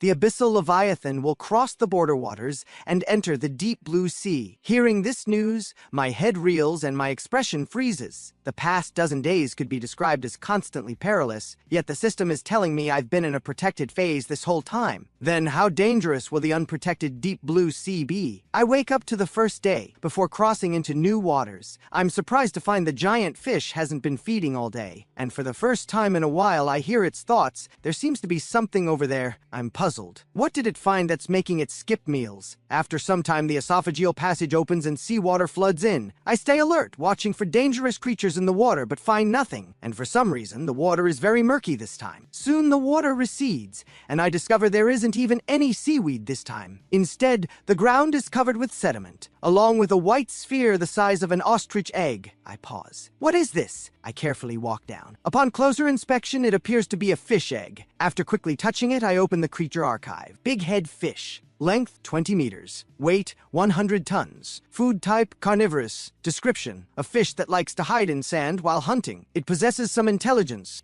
Its meat is delicious and edible, and its teeth can be used to craft weapons. I'm somewhat surprised. I touched an egg, but it described the adult, and the phrase delicious and edible deeply attracts me, because in past creature descriptions, anything with that phrase always increases stats. I gently crack open the egg shell, then pour the liquid that flows out into my mouth. An unprecedented fishy odor instantly rushes to my head, but I force myself to swallow it all down. Consumed big head fish egg, intelligence +1. The moment the notification sounds, my brain suddenly feels an unprecedented lightness. The sensation is amazing. I didn't expect a single intelligence point to bring such a significant improvement. I also feel my control over my body has strengthened. Suddenly, the giant fish's thoughts sound again. Seems like there's more good stuff. I pause, thinking, could this be supplies before a major battle? While waiting for the giant fish to swallow the good stuff, I glance at the system interface. The death count has increased significantly. By today, total deaths will probably reach 10 million, and this is still the protected phase. Then I quickly craft 2 portions of waste blood powder and send them to Marcus and Adrian. They're my own people after all. I can't let anything happen to them. After some time, the seawater the giant fish swallows is still very murky, and after the water recedes, it leaves behind more sediment. Still no large creatures. I walk down from the platform again and see several jade-smooth shells lying in the sediment. Ding! White jade clam. Length 20 centimeters. Weight 8 kilograms. Description: a shell made of white jade. Its meat is delicious and edible. The white jade shell can be absorbed by the abyssal leviathan to grow scales. My heart leaps with joy. Another edible creature, and its shell can actually make the giant fish grow scales. If that's true, the giant fish's survivability will greatly improve, perfect for facing the unknown dangers of the deep blue sea. Next, I prepare to pry open the white jade clam, but it's tightly shut. After dozens of attempts, I still can't open it. Helplessly, I resort to fierce hacking, and only after dozens of strikes do I completely shatter the shell. Then I eagerly pull out the palm-sized meat and immediately take large bites. Ding! Consumed white jade clam meat. Strength +1. My heart leaps with joy. Then I use the same method to smash open the second one and eat it. But unfortunately, strength doesn't increase again. For the following time, the giant fish seems to keep searching for things. Then the esophageal passage opens again, and this time a silver-rimmed supply crate flows in. Ding! Obtained stone platform blueprint. I instantly gasp in excitement and immediately check the required materials. Stone platform needs 100%. I decisively click craft, and a square stone block with 1 meter sides appears before me, looking extremely solid. Seeing this, I decisively craft 5 more. Then with a thought, I dissolve all the wooden platforms into blue light, and replace them entirely with stone platforms. Soon another silver-rimmed supply crate arrives. Ding! Obtained 20 iron nails. My eyes light up immediately. Iron nails are very rare. Over all those previous days combined, I only obtained 5 total. Truly worthy of being a silver-rimmed supply crate. Just then, a private message comes through. It's Ethan, president of Leviathan Guild. Boss, sorry to bother you. Our guild wants to get those silver-scale dart fish meats you're selling, but I don't have any valuable blueprints to trade with you. However, yesterday I obtained a card called Crimson Locator Card, and I can't use it, but I know this card will definitely be useful in the future, so I'd like to trade it with you. Is that acceptable? After seeing this message, my mouth curves into a huge grin. The food archive for accelerating the giant fish's growth mentioned a food called Crimson Kelp, and this card should be for guiding to that sea region. So I decisively choose to trade, and the system immediately prompts its function. Ding! Obtained Crimson Locator card. After use, can locate Crimson Waters. Then I try to use it directly, but it fails to activate. There's probably some prerequisite condition. Perhaps leaving the giant fish's birth waters will work. Soon after, the giant fish swallows another supply crate.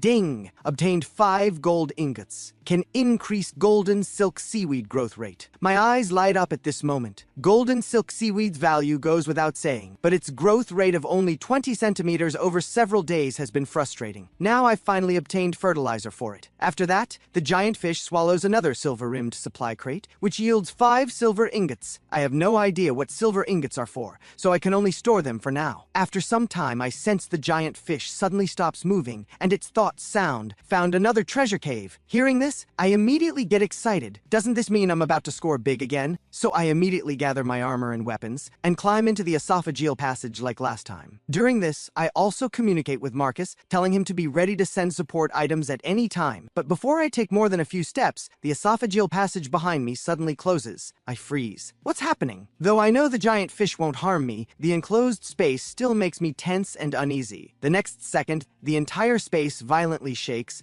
and the ground begins slowly rising and tilting. The giant fish seems to be lifting its head, then suddenly rises and tilts, pressing its mouth against the cave opening. I lose my balance and fall backward onto the esophageal membrane, and since everything around here is smooth, I don't know how to climb up. However, the problem soon resolves itself. Massive amounts of seawater pour into the passage, quickly rising to my neck. Alarmed, I quickly store the heavy armor and tread water to rise with the water level. Just like that, before long, I exit the esophageal passage and enter the giant fish's mouth. Then, just like the last time I went out, I climb up its barbel ridge and arrive at the cave entrance. I carefully observe inside and discover this cave is somewhat different from the last one. It's more spacious, slopes downward, and is several meters above the ground. With no standing water inside, it appears to be an air-filled cave. Then I put on my upgraded armor and take the iron cleaver and wooden shield before cautiously entering. After walking forward for a bit, I smell a rotting stench permeating the air, and the deeper I go, the stronger it gets, even making me gag. As I continue walking, I discover a fork in the path. I cautiously approach, then peek around the corner. Immediately, my heart skips a beat, and the next second, I recklessly drop everything in my hands and run. After running for a while, I pay attention to sounds behind me and realize the monster doesn't seem to be chasing. Just then, the giant fish's thoughts sound, "Why did the little one run out? There's still stuff inside to take." I immediately snap to attention, my fear vanishing completely. It seems the giant fish has been watching me all along, and its relaxed tone indicates there's nothing in this cave that threatens it. So I gain confidence and slowly walk back, then boldly enter the corner. I discover this massive creature is actually already dead. Its skin has started rotting, its lantern-like eyes are shriveled, yet its exposed fangs remain intact and gleam with a chilling light. Then I check the creature archive. Blade-tooth eel. Length, 72 meters. Weight, 160 tons. Food type, carnivorous. Hides in caves, ambushing passing creatures at any time. Its sharp fangs can directly pierce through creatures' bodies. Its meat is firm and edible, and its fangs can be used as weapons. I'm immediately shocked. With this size, if we encountered a living one, the giant fish really couldn't handle it. Next, I prepare to extract the teeth that can be made into weapons. So I use a stone and chisel away with several bangs, expecting it to take some effort. But unexpectedly, a tooth quickly comes loose. I pick it up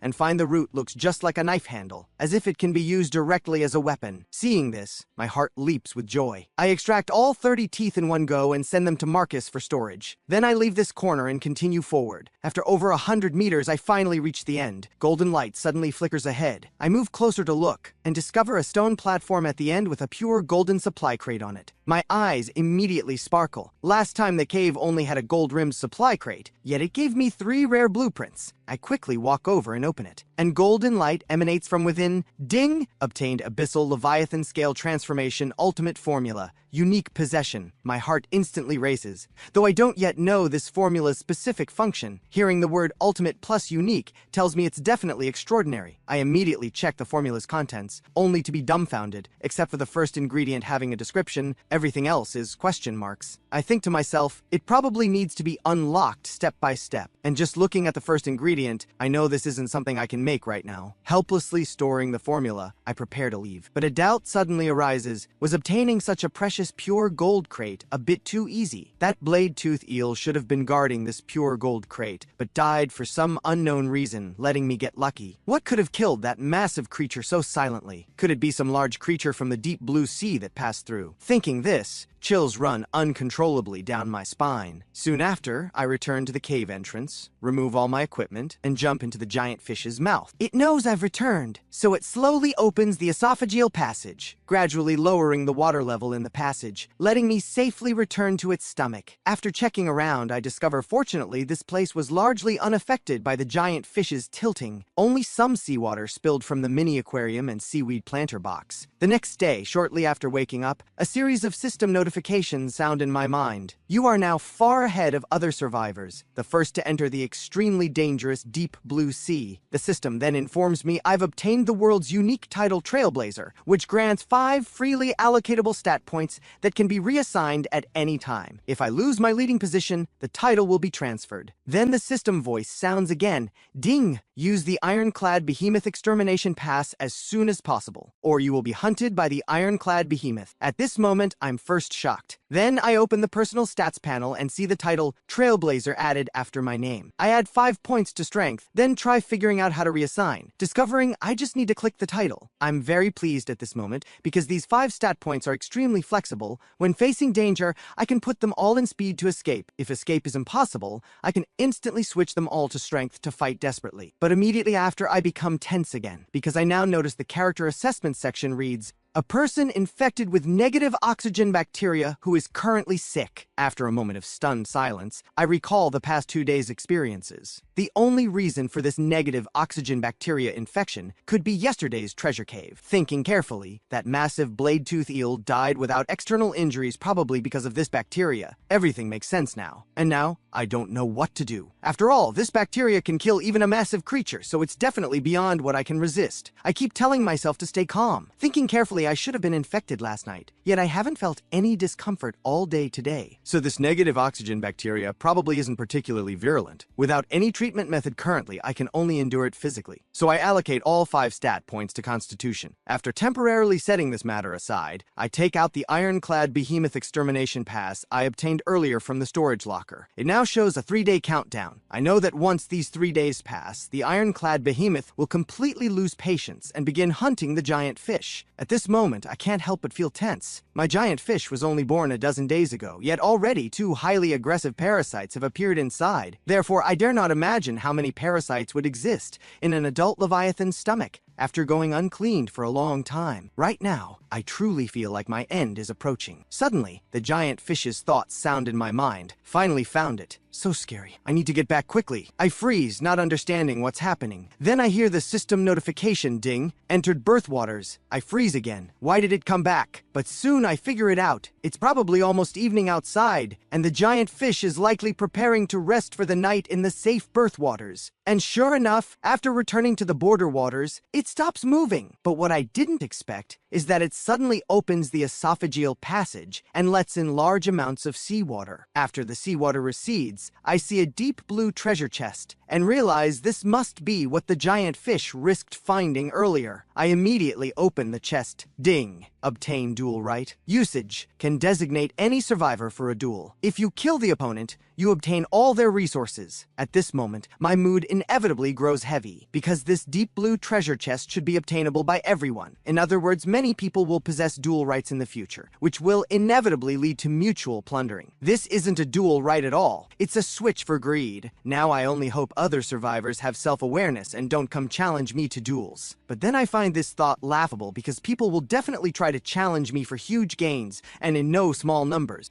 Fortunately, I'm currently leading other survivors by 3 times the distance, giving me plenty of time to develop. Then, more resources emerge from the deep blue treasure chest. Ding! Obtained bottled water supplies, canned meat supplies. My heart leaps with joy because these cans contain chicken, beef, and pork, which other people in this world currently can't get at all. Obtained 200,000 seaweed. I immediately show a shocked expression, not because of the 200,000 seaweed, but because I'm shocked by the deep blue blue treasure chest's capacity. After all, one storage locker can only hold 100,000 items. With this deep blue treasure chest, I no longer need to worry about insufficient storage space. With nothing else to do, I craft 2 wooden platforms to use as a rest area, then fall asleep along with the giant fish. Upon waking, I move my body around, and find that, aside from some fatigue, my body shows no other issues. It seems 20 points in Constitution can let me resist the bacteria for a while. At this moment, the system voice sounds, "Ding! Entered the deep blue sea." The giant fish continues swimming forward, and my heart tenses up with it. What crisis exists in this deep blue sea that made the giant fish retreat so decisively yesterday? Suddenly, a massive humming sound rings in my ears,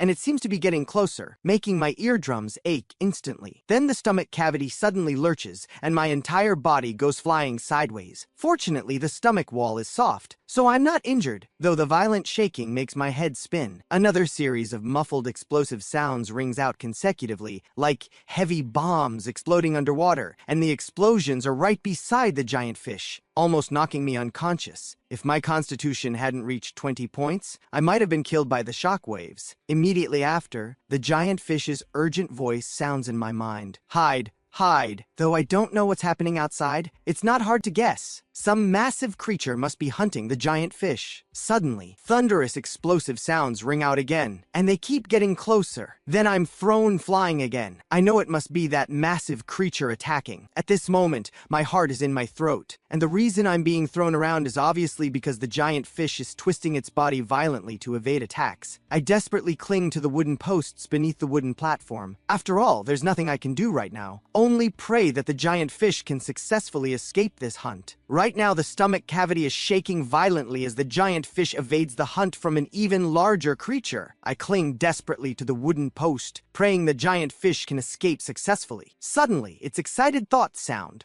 Almost there! Almost there! A few seconds later, I hear massive crashing sounds coming from behind the stomach cavity. It's that creature frantically ramming into a mountain peak, seemingly very unwilling to give up. Before long, I feel the giant fish's swimming speed slow down, and the crashing sounds grow more and more distant. I think to myself, we should be safe now. At the same time, I understand the birthwater's protection phase wasn't protecting us survivors at all, it was protecting the giant fish. Now, having just entered new waters, it's already been hunted by a massive creature. After some time, the giant fish's thoughts sound again. Finally, found food. I immediately tense up and quickly put on my equipment, retreating to the safe area on the platform. Having entered new waters, I suspect the giant fish's feeding phase might be even more dangerous. Soon after, the esophageal passage opens and seawater rushes in, with nothing unusual during this time. But after the water recedes, I see 5 oval-shaped shells, each extending soft bodies from inside, just like snails. Then their heads suddenly transform into mouthparts full of sharp teeth, viciously piercing into the stomach wall and sucking the giant fish's blood. Seeing this, I immediately become furious. Damn it! More parasites! I quickly raise the iron cleaver and strike at one's head. The creature suddenly retracts its body. I strike hard on the shell. With a loud clang, it feels like hitting stone, yet the shell only shows a shallow groove. I freeze, not expecting it to be this hard. Then I grit my teeth and strike 5 or 6 times consecutively, finally breaking through the shell and killing the creature inside. Then I check the creature archive: bone-armored lizard worm. Length 30 centimeters. Weight 10 kilograms. Food type blood. A parasite with hard bone armor. Its bone armor can be used to craft protective gear. I relax slightly since the description doesn't mention this parasite being aggressive. Next, I plan to eliminate them all, but I don't want to damage the hard shells that can be used to craft armor.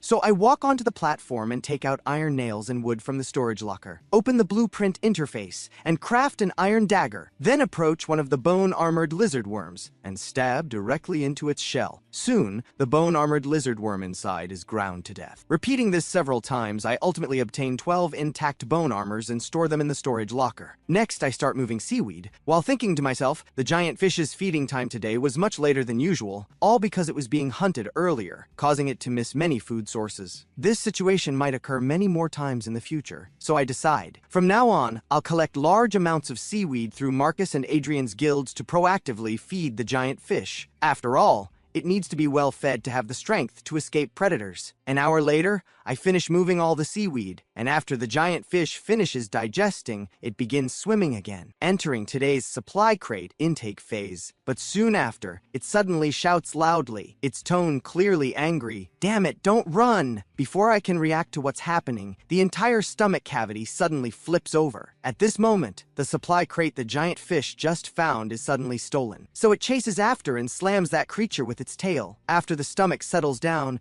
I see the esophageal passage open. The giant fish is guiding me to go outside, so I put on my equipment and enter the passage. But the moment I arrive in its mouth, I get a huge fright, because an enormous bloodshot eye is staring directly at me. But I quickly calm down since the giant fish confidently let me come out. That means there's temporarily no danger outside. So I boldly move forward to examine, and discover the creature has been completely killed by the giant fish. Its body is covered with massive scales reflecting a faint metallic sheen. Then I check the creature archive. White scale fish. Length 8 meters. Weight 4 tons. Food type carnivorous. A small fish species that likes to devour things. Its meat is edible, and its scales can be used to craft protective gear. Seeing the words edible, my eyes immediately light up. I wonder what stats it will increase. At the same time, I suspect the supply crate has already been swallowed into this white scale fish's belly, so I plan to cut open its abdomen. Looking at the white scale fish's hard scales that can make armor, I know cutting open its abdomen will be difficult. So I reallocate all 5 free stat points from the Trailblazer title to strength, but the next second, I start coughing continuously. The drop in constitution causes the negative oxygen bacteria to affect me, but I can't worry about that now. I raise the iron cleaver and strike down hard, instantly slicing open the white scale fish's abdomen. Then I quickly reallocate the 5 free stat points back to constitution, and my body returns to normal. At this moment, I also realize my physical condition is clearly getting worse and worse. At this moment, large amounts of blood flow from the white scale fish's belly, along with many organs crushed by the giant fish. Before long, the supply crate flows out as well. I feel a wave of disappointment. It's just an ordinary supply crate. But at least there's this white scale fish as an extra reward. Then I cut off its meat and eat it. Consumed white scale fish meat. Constitution +2. My heart leaps with joy. Now the negative oxygen bacteria will affect me even less. Though what I'd really prefer to increase is strength, because the ironclad behemoth extermination pass only has 2 days left. If I want to survive attacks from masses of parasites, then I must have sufficient strength. Then I cut off some of the white scale fish's scales, load them into the supply crate, then return to the stomach cavity to sleep and rest. The next day, the giant fish finally isn't hunted by large creatures like yesterday and manages to feed successfully. At this moment, I breathe a sigh of relief. It seems the deep blue sea does give breathing room. Then I vigilantly observe the water and see 2 familiar creatures, a tendril bloodworm and several razor butterfly worms. Now, they pose no threat to me whatsoever. Therefore, at this moment, I actually feel a sense of familiarity. Then, like before,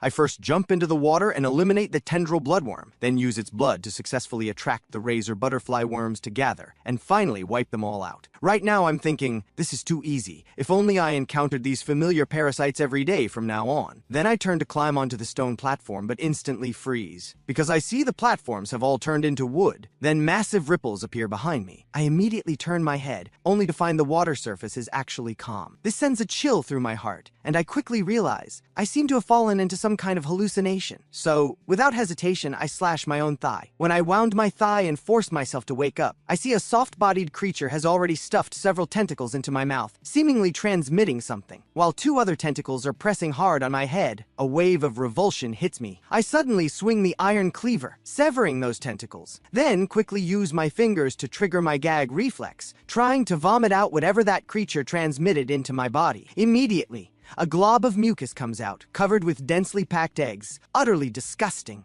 I continue forcing myself to vomit, trying to expel all the eggs from my stomach. Suddenly, a piercing sound wave rings out, and my mind becomes dazed again, and my surroundings change appearance once more. Now, I'm standing in seawater, and not far ahead is a tendril bloodworm, barely visible in the dim environment. I immediately curse loudly, knowing I'm controlled by hallucinations again, so I quickly concentrate and break free from the illusion once more. At this moment, I don't care if there are still eggs inside me, and charge at the soft-bodied creature with the iron cleaver raised. But the closer I get, the more confused my consciousness becomes. So I have no choice but to close my eyes and slash wildly, not caring whether I hit it or not. After swinging over a dozen times, my consciousness finally clears, and the soft-bodied creature has been chopped into several pieces, lifeless, while I've nearly exhausted all my strength. So I slowly retreat beside the stone platform, gasping for breath. Then I open the creature archive to check. Dreamweave anemone parasite. Length 3 meters. Weight 40 kilograms. Food type, blood. A parasite living inside giant creatures that uses waving tentacles to trap humans in illusions, then implants eggs into human bodies. The eggs absorb human blood to accelerate growth and eventually burst out of the body. Its bodily fluid can be used as a hallucinogen. After reading this, I can't help but worry, unsure whether I expelled all the eggs and whether any remain inside my body. So I start drinking water frantically, continuing to induce vomiting, until after some time, I'm completely exhausted from vomiting, and only then do I stop. Next, I start using wooden buckets to collect the Dreamweave anemone parasite's bodily fluid, since the description mentioned its fluid can be used as a hallucinogen. But during the collection process, I'm still constantly being affected, though since I'm mentally prepared, each time I'm only briefly dazed before quickly recovering. After dealing with the Dreamweave anemone parasite's corpse, I see an oval-shaped shell split in half. I tap it with the iron cleaver and find that although the shell looks thin, it's actually very hard. Then I pick up one half, which doesn't take much effort. It's very light. Ding! Obtained Dreamweave anemone shell. I pause, not expecting this to be a crafting material, though I don't know what it's for yet. So I store it in the storage locker for now. The giant fish's feeding phase afterward is peaceful. I don't encounter any more strange creatures. While moving seaweed, I keep worrying about whether I expelled all the eggs. Suddenly, I remember the personal stats panel shows my current status, so I quickly open it, and the assessment section has indeed changed. A person infected with negative oxygen bacteria who also has Dreamweave anemone parasite larvae inside, already at death's door. After reading this, I sigh helplessly. I'm actually infected with parasites, and I'm at death's door. Then I walk back to the storage locker and take out the box of anti-inflammatory medicine I got a few days ago. And though I know it's useless, I still swallow one as psychological comfort. Soon after finishing moving the seaweed, the giant fish begins the supply crate intake phase. After the water recedes, an ordinary supply crate flows in. Ding! Obtained smelting furnace blueprint. I know this furnace is naturally for smelting metal, but the smelting process requires extremely high temperatures, which means consuming large amounts of oxygen. The stomach cavity doesn't have much oxygen to begin with. Though I have the algae oxygen generator, the oxygen it produces definitely can't sustain a furnace's consumption. Not to mention the smelting process might produce harmful gases like carbon monoxide. And equally important, the smelting furnace requires fire, but I don't have any fire-starting tools right now. So after thinking it through, I realize smelting is impossible for now. I'll have to wait until later. After the giant fish's supply crate intake phase ends, I plan to sleep. The ironclad behemoth extermination pass countdown has only about 20 hours left, so I must make all battle preparations tomorrow. Right now, having just woken up, I'm in poor condition, because last night I dreamed the Dreamweave anemone parasites burst out of my body in huge numbers, extremely disgusting. So now, pressure from both internal and external troubles weighs on my mind. After adjusting my mindset, I helplessly take out the stone fruit I stored in the storage locker earlier, planning to eat it before tonight to see if it can increase my stats a third time. During the giant fish's feeding phase afterward, I only encounter a wave of razor butterfly worms and a wave of bone-armored lizard worms, but no new creatures that could increase strength when consumed. Afterward, the giant fish only swallows one supply crate, because midway it's discovered by some large creature again. So it once again engages in a life-or-death escape, hiding until evening, so I don't get the other two supply crates. At this moment, the giant fish has stopped moving and begun sleeping. I know delaying no longer has any meaning, so I begin final preparations. Then I take out the stone fruit and crack its shell open on the algae oxygen generator, then swallow the transparent flesh inside in one bite. Ding! Consumed stone fruit. Strength +1, Constitution +1, Speed +1. I immediately get excited. This stone fruit can actually continue increasing stats. I just don't know how many more times it can repeat. That night I went out to the treasure cave, I really hit the jackpot. Then I glance at the crystal stone tree behind me and see leaves have grown, and fruits the size of peanuts have formed. This makes me feel urgent, wanting these fruits to mature quickly. Then I check my stats panel, and with a thought,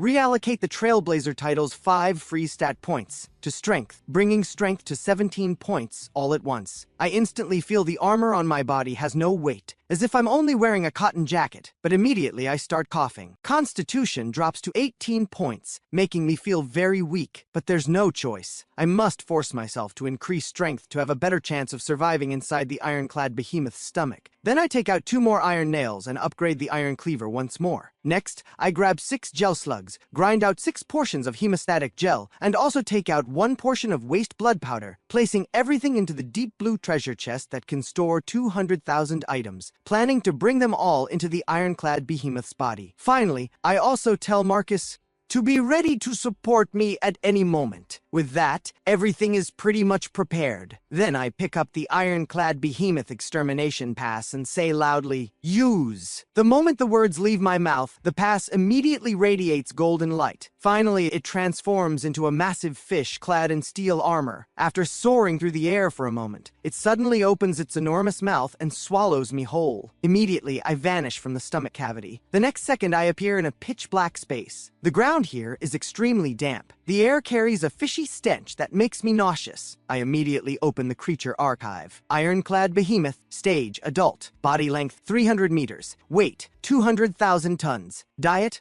carnivorous and iron ore. Description: a giant fish species that feeds on iron ore. Its scales and teeth are composed of bone steel, which can be used to craft armor or weapons, and can also be absorbed by the abyssal leviathan to grow bone steel scales. After reading through the description carefully, I can't help but scratch my head. Sure, I now know what parts of the ironclad behemoth are most valuable, but the problem is, how could I possibly have the ability to pry off its scales and teeth? No time to worry about that now. I survey the dark space and finally confirm I'm inside the ironclad behemoth's mouth. For now, there shouldn't be any danger here, so I decide to run 2 experiments. First, can I craft items here? With a thought, a wooden shield appears in my hands. Delight fills me. Crafting items works. Second, can I place foundations? This is crucial. If I can successfully place them, clearing out the parasites will be much easier, so I focus my thoughts again. A wooden platform actually appears before my eyes. I can't help feeling delighted. Then I grope around in the ironclad behemoth's mouth for quite a while. Finally, I discover a massive opening, the ironclad behemoth's esophageal passage. I know it must be filled with risks I've never encountered before. After mentally preparing myself, I cautiously walk inside step by step. At this moment, after advancing 30-some meters through the esophageal passage, I finally see the scene inside the ironclad behemoth's stomach. In an instant, my scalp tingles like it's about to explode. I see countless parasites, packed densely together, moving slowly. This space is far larger than my giant fish's stomach cavity, but it's not dark. Massive numbers of glow orb parasites emit light,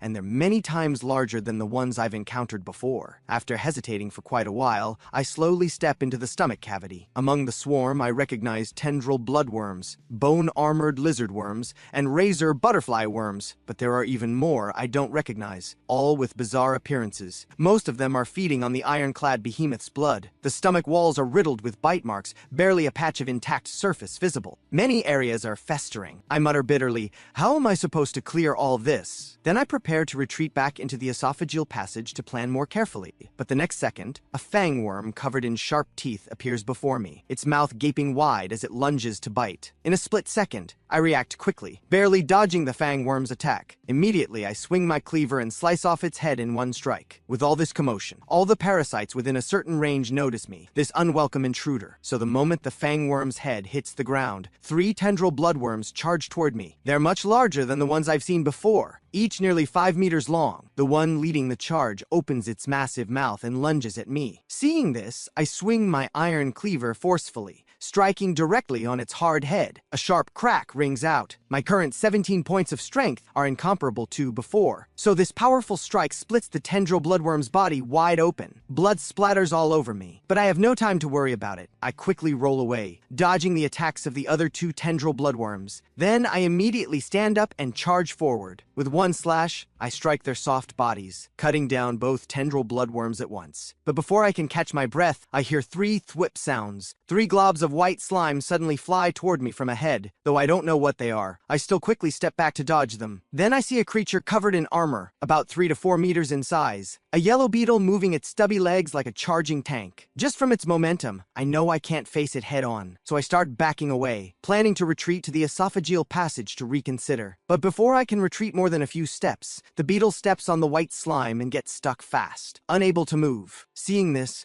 my eyes light up. I immediately seize the opportunity. I open the deep blue treasure chest I'm carrying. 10 portions of stone instantly transform into blue light and fly out. Then, with a thought, I open the control panel. I click to craft a heavy stone block. Then, several meters above the beetle, a heavy stone block weighing 500 pounds appears. It rapidly falls and crashes heavily onto its body. The shell shatters, and the parasite dies instantly. Thwip! 3 more globs of white slime shoot toward me. This time, while retreating, I also locate where they're coming from. It's a soft-bodied parasite hanging upside down, a web-spitter parasite. Since the ironclad behemoth's stomach cavity is so vast, the ceiling is far from me. For the moment, I really have no way to deal with those parasites. Swoosh! Several familiar sounds of cutting through air ring out. I react immediately, constantly dodging the razor butterfly worm's attacks. When I can't dodge, I swing my cleaver to knock them away. But the growing numbers are really more than I can handle. Like this, the commotion grows louder. Nearly all the parasites in the stomach notice me. Then they all start closing in toward me. But right now, I can only defend with all my strength. I have no energy to spare to retreat into the esophageal passage. Suddenly, inspiration strikes. I seize a brief gap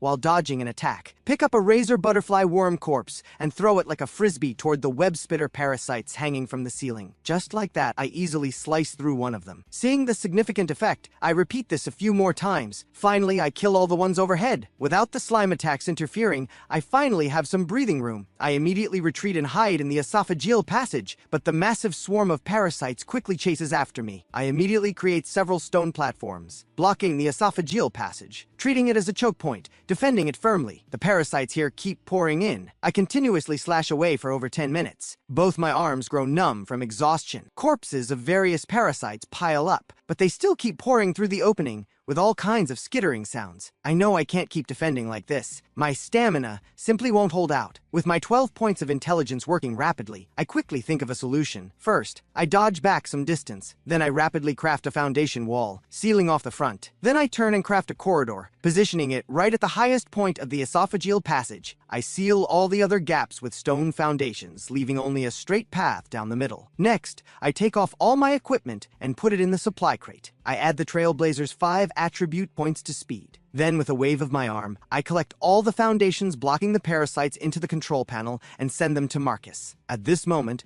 the parasite swarm surges toward me like a tidal wave. My scalp tingles first. Then I sprint with all my might to the end of the stone corridor. I turn around and open the deep blue treasure chest. With a flick and motion, large amounts of stone fly out. In midair, I craft them into heavy stone blocks. Whoosh! Like raindrops, they fall. Dull impact sounds echo through the stone corridor as the swarm is crushed into pulp. After a while, the entire corridor is filled with heavy stone blocks. So I wave my hand and send them all to Marcus. The parasite swarm in the stomach continues pouring into the esophageal passage. Then I repeat the process, creating a rain of heavy stone blocks. After repeating this process for a while, parasites finally stop crawling into the corridor. Only a few lucky survivors rush to my front. And I'm not useless either. I add 5 attribute points back to strength, a few slashes, and I cut them all down. Then with a thought, I put on my armor and wade through the pulp on the ground, walking forward. Finally, I return to the ironclad behemoth's stomach. Looking around, there are still large numbers of parasites here, but they're all non-aggressive. They simply cling to the stomach walls, feeding on blood. After a whole night, I finally clear them all out. I only leave some glow orb parasites for lighting. At this time, I also reach the deepest part of the ironclad behemoth's stomach. Beside the digestion pit, there's a small mountain of piled iron ore. I think to myself I can't return empty-handed, so I plan to bring this iron ore back. But suddenly, several rumbling sounds ring out. The entire iron ore mountain inexplicably starts shaking. Immediately after, I see a worm with a metallic sheen all over its body. A massive worm, 2 meters thick, bursting out from inside. It writhes wildly, seemingly furious.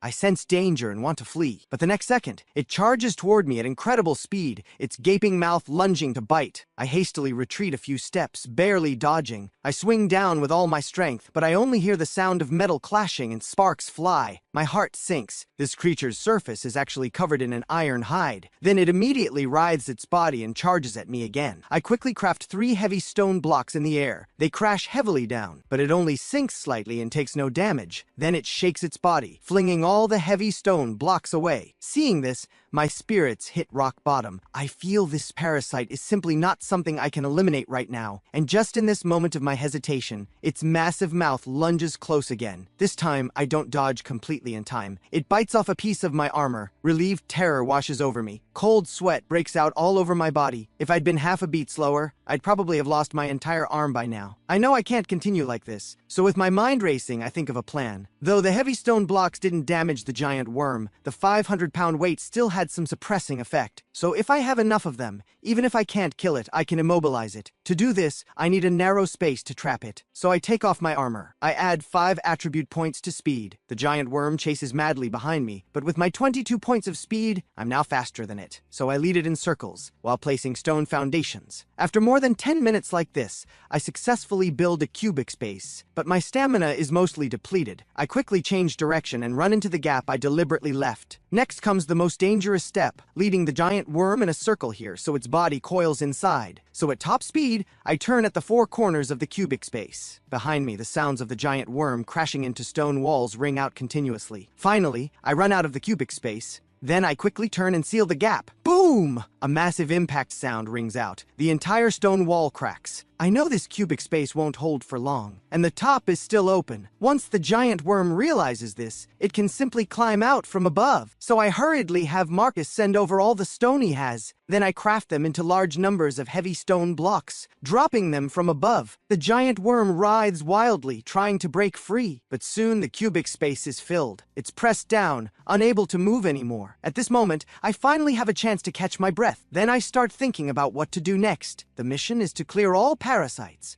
or I can't leave. That means I must kill the giant worm, but my cleaver can't even break its skin. After thinking briefly, I turn my gaze toward the digestion pit. If I can drop the giant worm into it, maybe I can eliminate it. Suddenly, a golden glint flashes from the collapsed iron ore mountain, catching my attention. I hurriedly walk over for a closer look. I discover it's a gold-rimmed supply crate. Delight fills my expression. I approach to open it, but a dark, murky thing charges at me. I quickly dodge. Then I see the creature's appearance clearly. It looks just like the giant worm, but only 5 to 6 centimeters thick. It must be its offspring. Seeing this, inspiration strikes. I cautiously catch this small worm. Then I open the creature archive, hoping to find this creature's weakness. Steel borer. Body length 20 meters. Weight 230 tons. Diet iron ore. A worm that lives in symbiosis with the ironclad behemoth. It consumes iron ore to produce steel. The steel on its body can be used to craft equipment. After reading the description, delight fills me. So this steel borer has a symbiotic relationship with the ironclad behemoth. It's not a blood-feeding parasite at all. In other words, I just need to clear out the last few glow orb parasites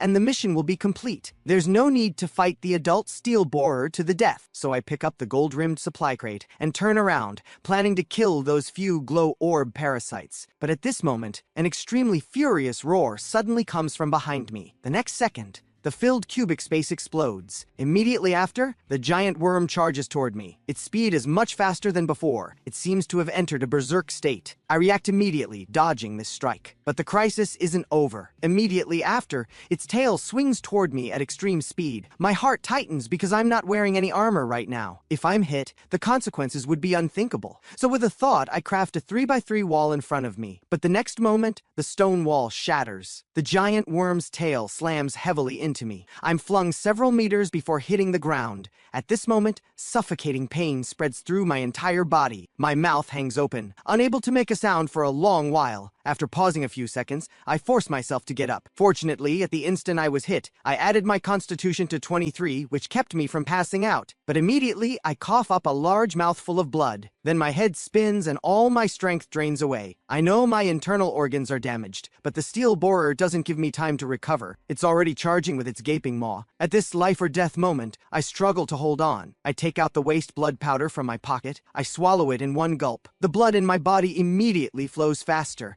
A surge of strength rushes out. My body can move again. Then I sidestep to dodge the attack. I turn and run toward the esophageal passage, but I haven't run far when I suddenly stumble. My throat tastes sweet and I vomit blood again. I know my body has reached its limit, and I understand now, when severely injured, I can't consume waste blood powder. At this moment, the steel borer charges up behind me again. In desperation, I scatter the Dreamweave anemone parasite's bodily fluid. It immediately has a hallucinogenic effect on it. Then, from its perspective, I've already run into the ironclad behemoth's esophageal passage, so it hurriedly chases after me, but soon it snaps out of it. It turns and discovers I'm still in the same place. I immediately pick up the deep blue treasure chest and craft 3 stone walls at the entrance to the esophageal passage, firmly securing them with numerous heavy stone blocks. A bang impact sound rings out. Seeing the walls don't budge at all, I know the steel borer is completely blocked. Then I open the gold-rimmed supply crate that was thrown on the ground earlier. Ding! Obtain tooth steel blade, scale steel chest plate, manual algae grinder blueprint,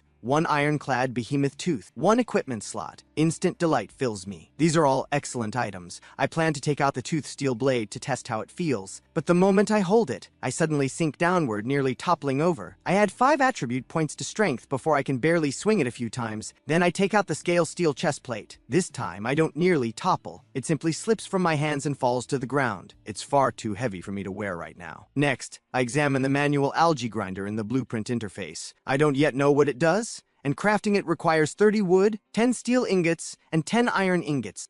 I pause. Though I've never obtained steel ingots before, the steel borer's archive entry mentioned it can produce them. Then I check the personal stats panel. The equipment slot beside it has become 2 slots. Finally, I take out the ironclad behemoth's tooth. A massive fang gleaming with metallic luster appears before me, its surface extremely smooth. After slashing it hard twice with the iron cleaver, I don't see a single scratch. Seeing this, I think excitedly, this fang should count as fishbone. If I use it to craft fishbone armor, would I be invincible? Though I'm seriously injured this trip, such rich rewards make it worthwhile. At this moment, I know I can't delay any longer. Once the waste blood powder's boost ends, I'll enter a weakened state. So I immediately go to the iron ore mountain. After digging through a pile of ore, I quickly find the steel borer's nest. Cylindrical metal objects are scattered around. I immediately pick one up. Steel ingots. Delight fills my heart. I collect them all into the deep blue treasure chest. At this time, the small steel borer charges out from somewhere again. I grab it and plan to toss it aside casually, but I suddenly pause. If I bring it back, could I have it continuously produce steel ingots? So I immediately have Marcus send over a medical bandage. I bind the little worm tightly. Then I put it in my pocket. Now this dungeon has finally reached its end. So I walk up to the last giant glow orb parasite, planning to clear it out. After one slash, blood gushes out like a waterfall. Then a red orb actually falls out from its body. Before I can think about what it is, the glow orb parasite's light dims. Immediately after,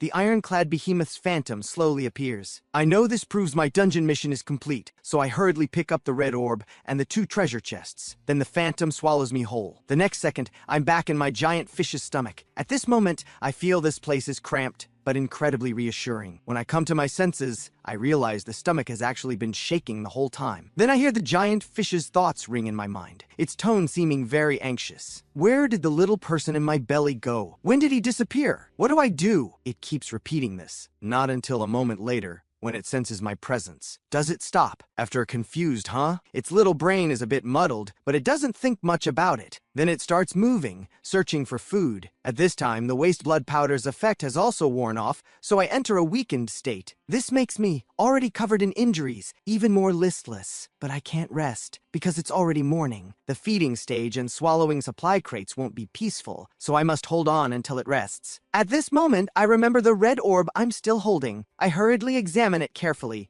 Ding! Obtained behemoth blood crystal. A crystal condensed from the essence of the ironclad behemoth's blood. At the Leviathan scale core zone, it can make bone steel scales grow. After reading the system prompt, delight fills me. This is an excellent item. I didn't expect such a treasure to be hidden inside that giant glow orb parasite's body. However, the giant fish hasn't entered the metamorphosis stage yet, so I first transfer the crystal and items from the deep blue treasure chest to the storage locker. Then I craft a new mini aquarium. I unbind the small steel borer I brought back and put it inside. It has a fierce temper and keeps trying to escape. Seeing this, I take out 3 iron ore pieces from the storage locker. I put them in. Seeing there's food, it immediately calms down. After that, I patrol the stomach cavity, feeding seaweed to the gel slugs. I ask Adrian for a tendril bloodworm corpse. I drain its blood to feed the waste blood coral polyps. The golden silk kelp is the same as always. However, after a night of growth, the crystal stone tree has grown 3 stone fruits to the size of lychees. At this growth rate, they'll mature tonight. After finishing my patrol and confirming everything in the stomach is fine, I climb onto the platform and rest half dead. No choice. I'm truly exhausted right now. Soon after, the esophageal membrane opens. Seawater rushes in. The giant fish begins feeding, but I don't feel nervous like before. After experiencing several major battles in the ironclad behemoth dungeon,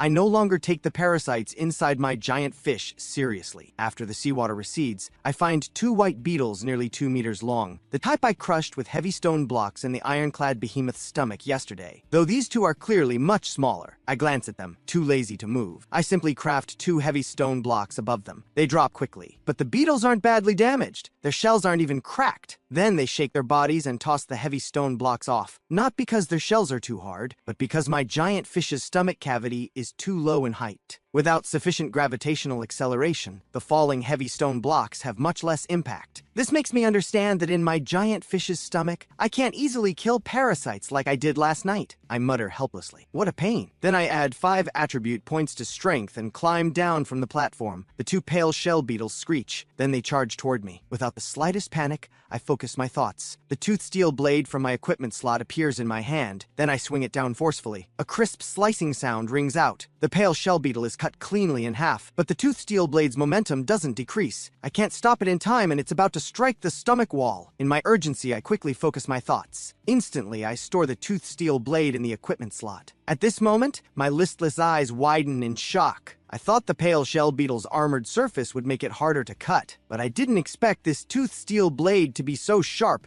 It was like cutting through tofu. Fortunately, the equipment slot exists. Otherwise, if I hadn't stopped it and cut open my giant fish's stomach wall, that would be a huge problem. So when the second pale shell beetle charges over, I swing horizontally. I easily slice it in half. Immediately after, I cough violently. There's blood in my saliva, so I quickly add 5 attribute points back to Constitution. That helps a bit. Then I open the creature archive to check. Pale shell beetle. Body length, 2 to 3 meters. Weight, 500 kilograms. Diet, blood. A parasite that infests giant creatures. Heavily armored, nearly impenetrable. Shell can be used to craft armor. After reading, I can't help but complain. This toothed steel blade is truly too sharp. The giant fish's subsequent feeding process is peaceful. No creatures flow into the stomach, so I just lie there half dead, resting. After the feeding stage ends, I start transporting seaweed. After transporting the seaweed, I lie down like a dead dog again, preparing to rest. No choice. I'm truly exhausted. Last night I fought multiple major battles with parasite swarms in the dungeon, and I still haven't rested until now. At this time, Adrian and Marcus send messages saying their giant fish aren't moving today. The esophageal membranes opened, but no seawater flowed into the stomachs. They must have encountered the treasure caves I told them about before. So I plan to provide logistical support like Marcus did back then. After a while, they both encounter attacks from rock-burrowing worms. I continuously send wooden shields to them. Marcus's giant fish quickly realizes he's being blocked. With a cry, it directly scares off the rock-burrowing worms. But Adrian isn't so fortunate. She has to endure over 30 wooden shields before her giant fish notices. This makes me realize that perhaps giant fish differ from one another. Some are smart, some are duller. When they both return, it's already evening. I don't stand on ceremony. I directly have them turn in all the blueprints they got today. Marcus's silver-rimmed supply crate contained an iron-plated shield blueprint. Adrian got a white silk chest guard. I craft them all in one go. The iron-plated shield is made of wood wrapped in a fairly thick layer of iron. Its defense is much higher than the wooden shield.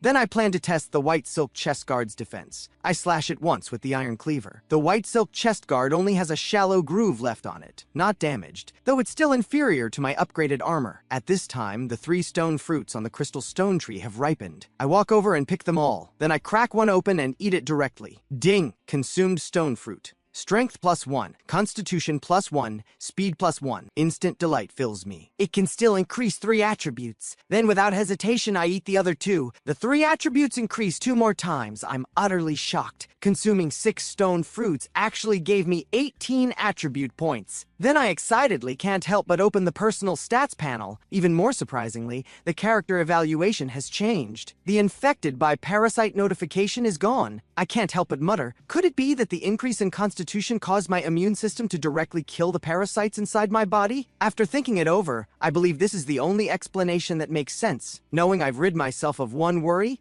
I couldn't be happier. Then I lie contentedly on the platform and fall into deep sleep. I wake the next day still in great spirits. While waiting for the giant fish's feeding stage, I suddenly remember the crimson locator card I haven't tried in these past few days. So I immediately take it out from the storage locker. I say, use. Originally, I just wanted to try it casually, but unexpectedly, the Crimson Locator card transforms into golden light and disappears. Ding! Crimson Locator card used successfully. Abyssal Leviathan targeted to Crimson Waters. Based on current speed, will enter Crimson Waters in 3 days. Just as I'm surprised, the giant fish's thoughts ring in my mind. It feels like something is calling me. I can't help feeling delighted. because the food that can accelerate the giant fish's growth, the crimson kelp mentioned in the archive, is in that sea region. This trip is my duty. After all, the stronger the giant fish, the safer I am. Ever since entering the deep blue sea, the giant fish has been chased and hiding from various creatures, and each time I'm terrified yet helpless. Naturally, I won't miss this opportunity to help it grow. Soon after, the giant fish begins feeding. Seawater rushes in, but I don't hide in the safe area on the platform like usual. Instead, I simply stand in the turbulent seawater, because with my current 15 points of strength, even wearing a full set of armor, I'm still light as a feather, so there's no need to hide. Suddenly, the water surface explodes. 4 tendril bloodworms burst out. I nimbly swing the iron cleaver a few times and easily dispatch them. After the seawater recedes, I transport seaweed again. Then I remember there's something else I need to do. 5 days ago, I had Marcus and Adrian promote mini planters to guild members. In the end, 80 people were selected specifically to grow fruit, because fruit,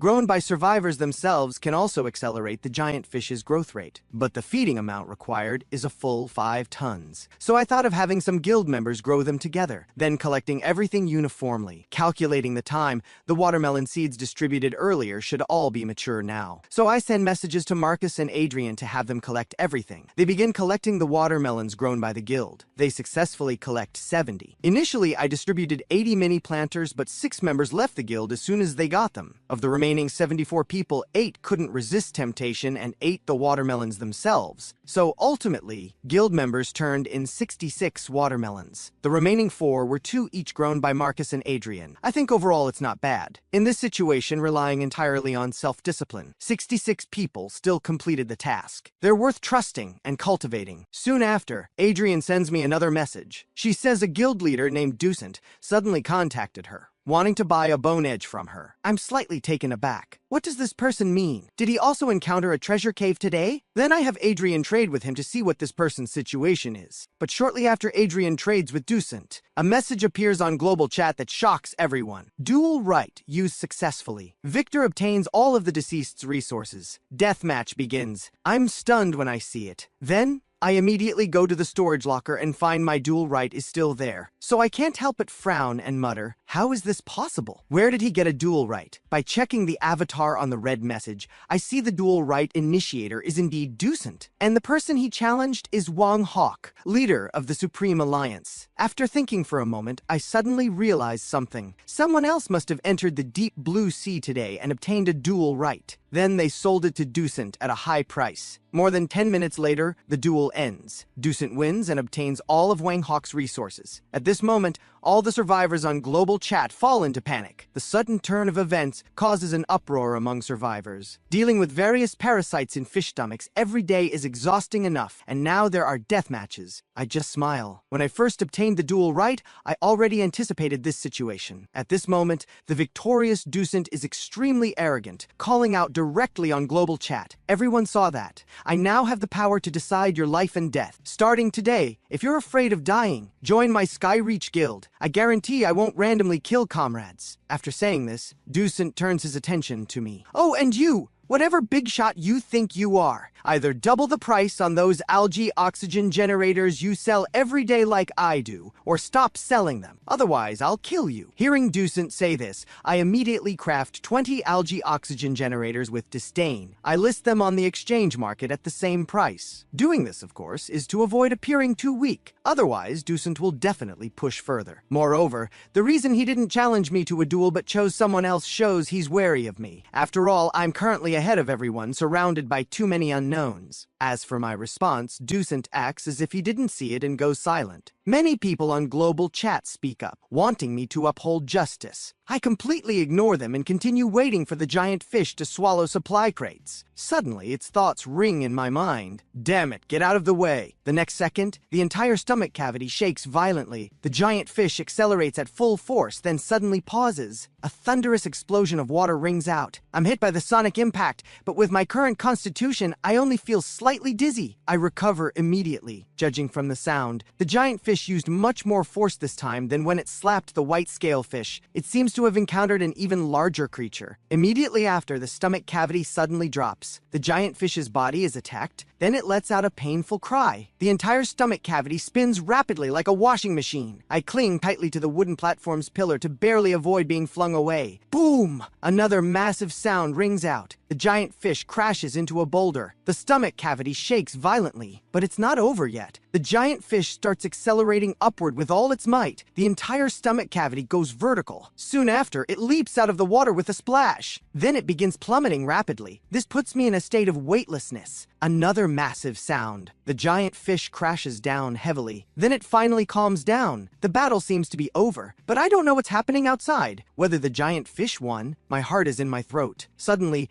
the giant fish's thoughts ring out. Good thing you ran fast, or I would have rammed you to death. Hearing the giant fish's tone, though weak, it's defiant. Clearly, it won the victory with difficulty. My anxious heart finally settles. Then I can't help muttering, the creature encountered this time must be quite large too, considering it could escape even under the giant fish's full force attack. After the battle ends, I start checking various items. Those on the platform don't have major problems. The algae oxygen generator's water spilled. Gel slugs are scattered everywhere. I gather them back one by one. There's also the small steel borer. When the stomach cavity was flipping up and down earlier, it was tossed around terribly. It doesn't even have the energy to bite me now, but judging from its state, it's just dizzy and doesn't have any major problems. Soon after, just as I finish organizing all the items, the giant fish's aggrieved thoughts ring in my mind. It hurts. I immediately take it seriously. Is it injured? The giant fish can't have problems, but helplessly, I have no way to communicate with it and can't know how serious its injuries are. So I come to the esophageal membrane. I pat it forcefully. This indeed catches the giant fish's attention. It first mutters in confusion. Does the little person want to come out? Then it surfaces and opens the esophageal membrane. Delight fills my expression. I hurriedly grind with my finger. I grind 30 gel slugs and make more than half a wooden barrel of hemostatic gel. Then I carry it into the esophageal passage. The passage isn't pitch black because light shines in from the far end, warm and bright. I walk toward the light and arrive at the giant fish's mouth. The moment I step into the white light, I feel it somewhat glaring. After squinting to adjust, I slowly open my eyes. Everything feels suddenly clear. This is the first time I've seen warm sunlight since coming to this world. At this magnificent scenery, I can't help exclaiming, "What a beautiful blue sea and sky!" Then I spread my arms wide, feeling the long-missed sunlight and sea breeze. The giant fish notices my strange behavior and sends confused thoughts. What is the little person doing?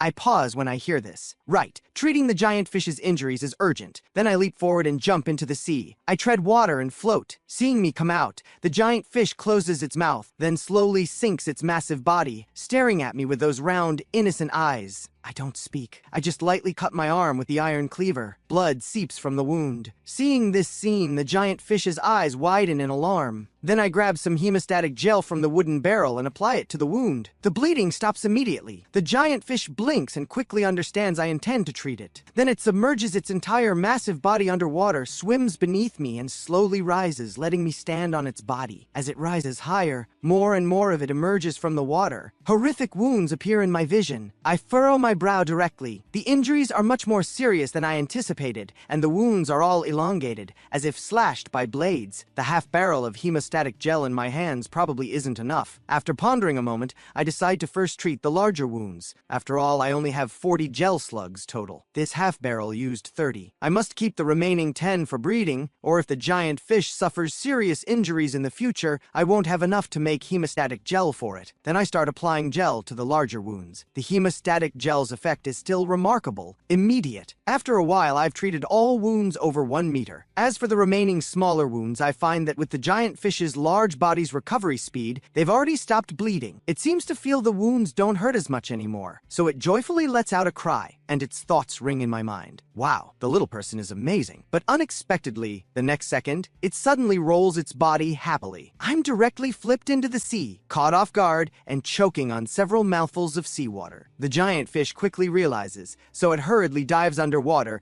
and uses its body to lift me up again. I cough out seawater. Then I wonder to myself, is my giant fish a little goofball? After that, the giant fish doesn't dare move recklessly. Its entire body floats steadily on the sea surface like a small island. I don't immediately return to the stomach cavity. Instead, I lie directly on its body, feeling the sea breeze basking in the sunlight. Since I'm out, naturally I should stay outside a bit longer. Moreover, the giant fish is injured. Though the bleeding has stopped, it needs rest, so I think I'll skip the 2 supply crates later today. After a while, I suddenly remember something. Earlier in the stomach, I couldn't burn the smelting furnace due to insufficient oxygen, but now I'm outside. Isn't that problem solved? So I immediately sit up, preparing to try. At this moment, I'm too lazy to return to the stomach cavity for basic materials. I simply ask Marcus for some. Then I use 50 portions of stone to craft a smelting furnace. I add gold ore to the furnace. Then I take out a piece of wood and whittle it into a round stick. I use the shavings as kindling and begin drilling wood to make fire. After more than 10 attempts, I finally succeed in making fire. The smelting furnace is lit. Now I just need to wait patiently. So I continue lying on the fish's back, basking in the sun. At this moment, I feel leisurely and content. Periodically, I add wood to the furnace. But the fuel, after about 2 hours, the ore in the furnace is only glowing red with no signs of melting. Seeing this, I scratch my head. This situation is within expectations. After all, smelting iron requires coal as fuel. It burns efficiently and produces high temperatures. Only then can the furnace reach the ore's melting point. However, though I don't have coal, I can make charcoal to try. I happen to have the portable charcoal kiln blueprint, and the crafting materials are clay and licorice I obtained before. But seeing it's already evening,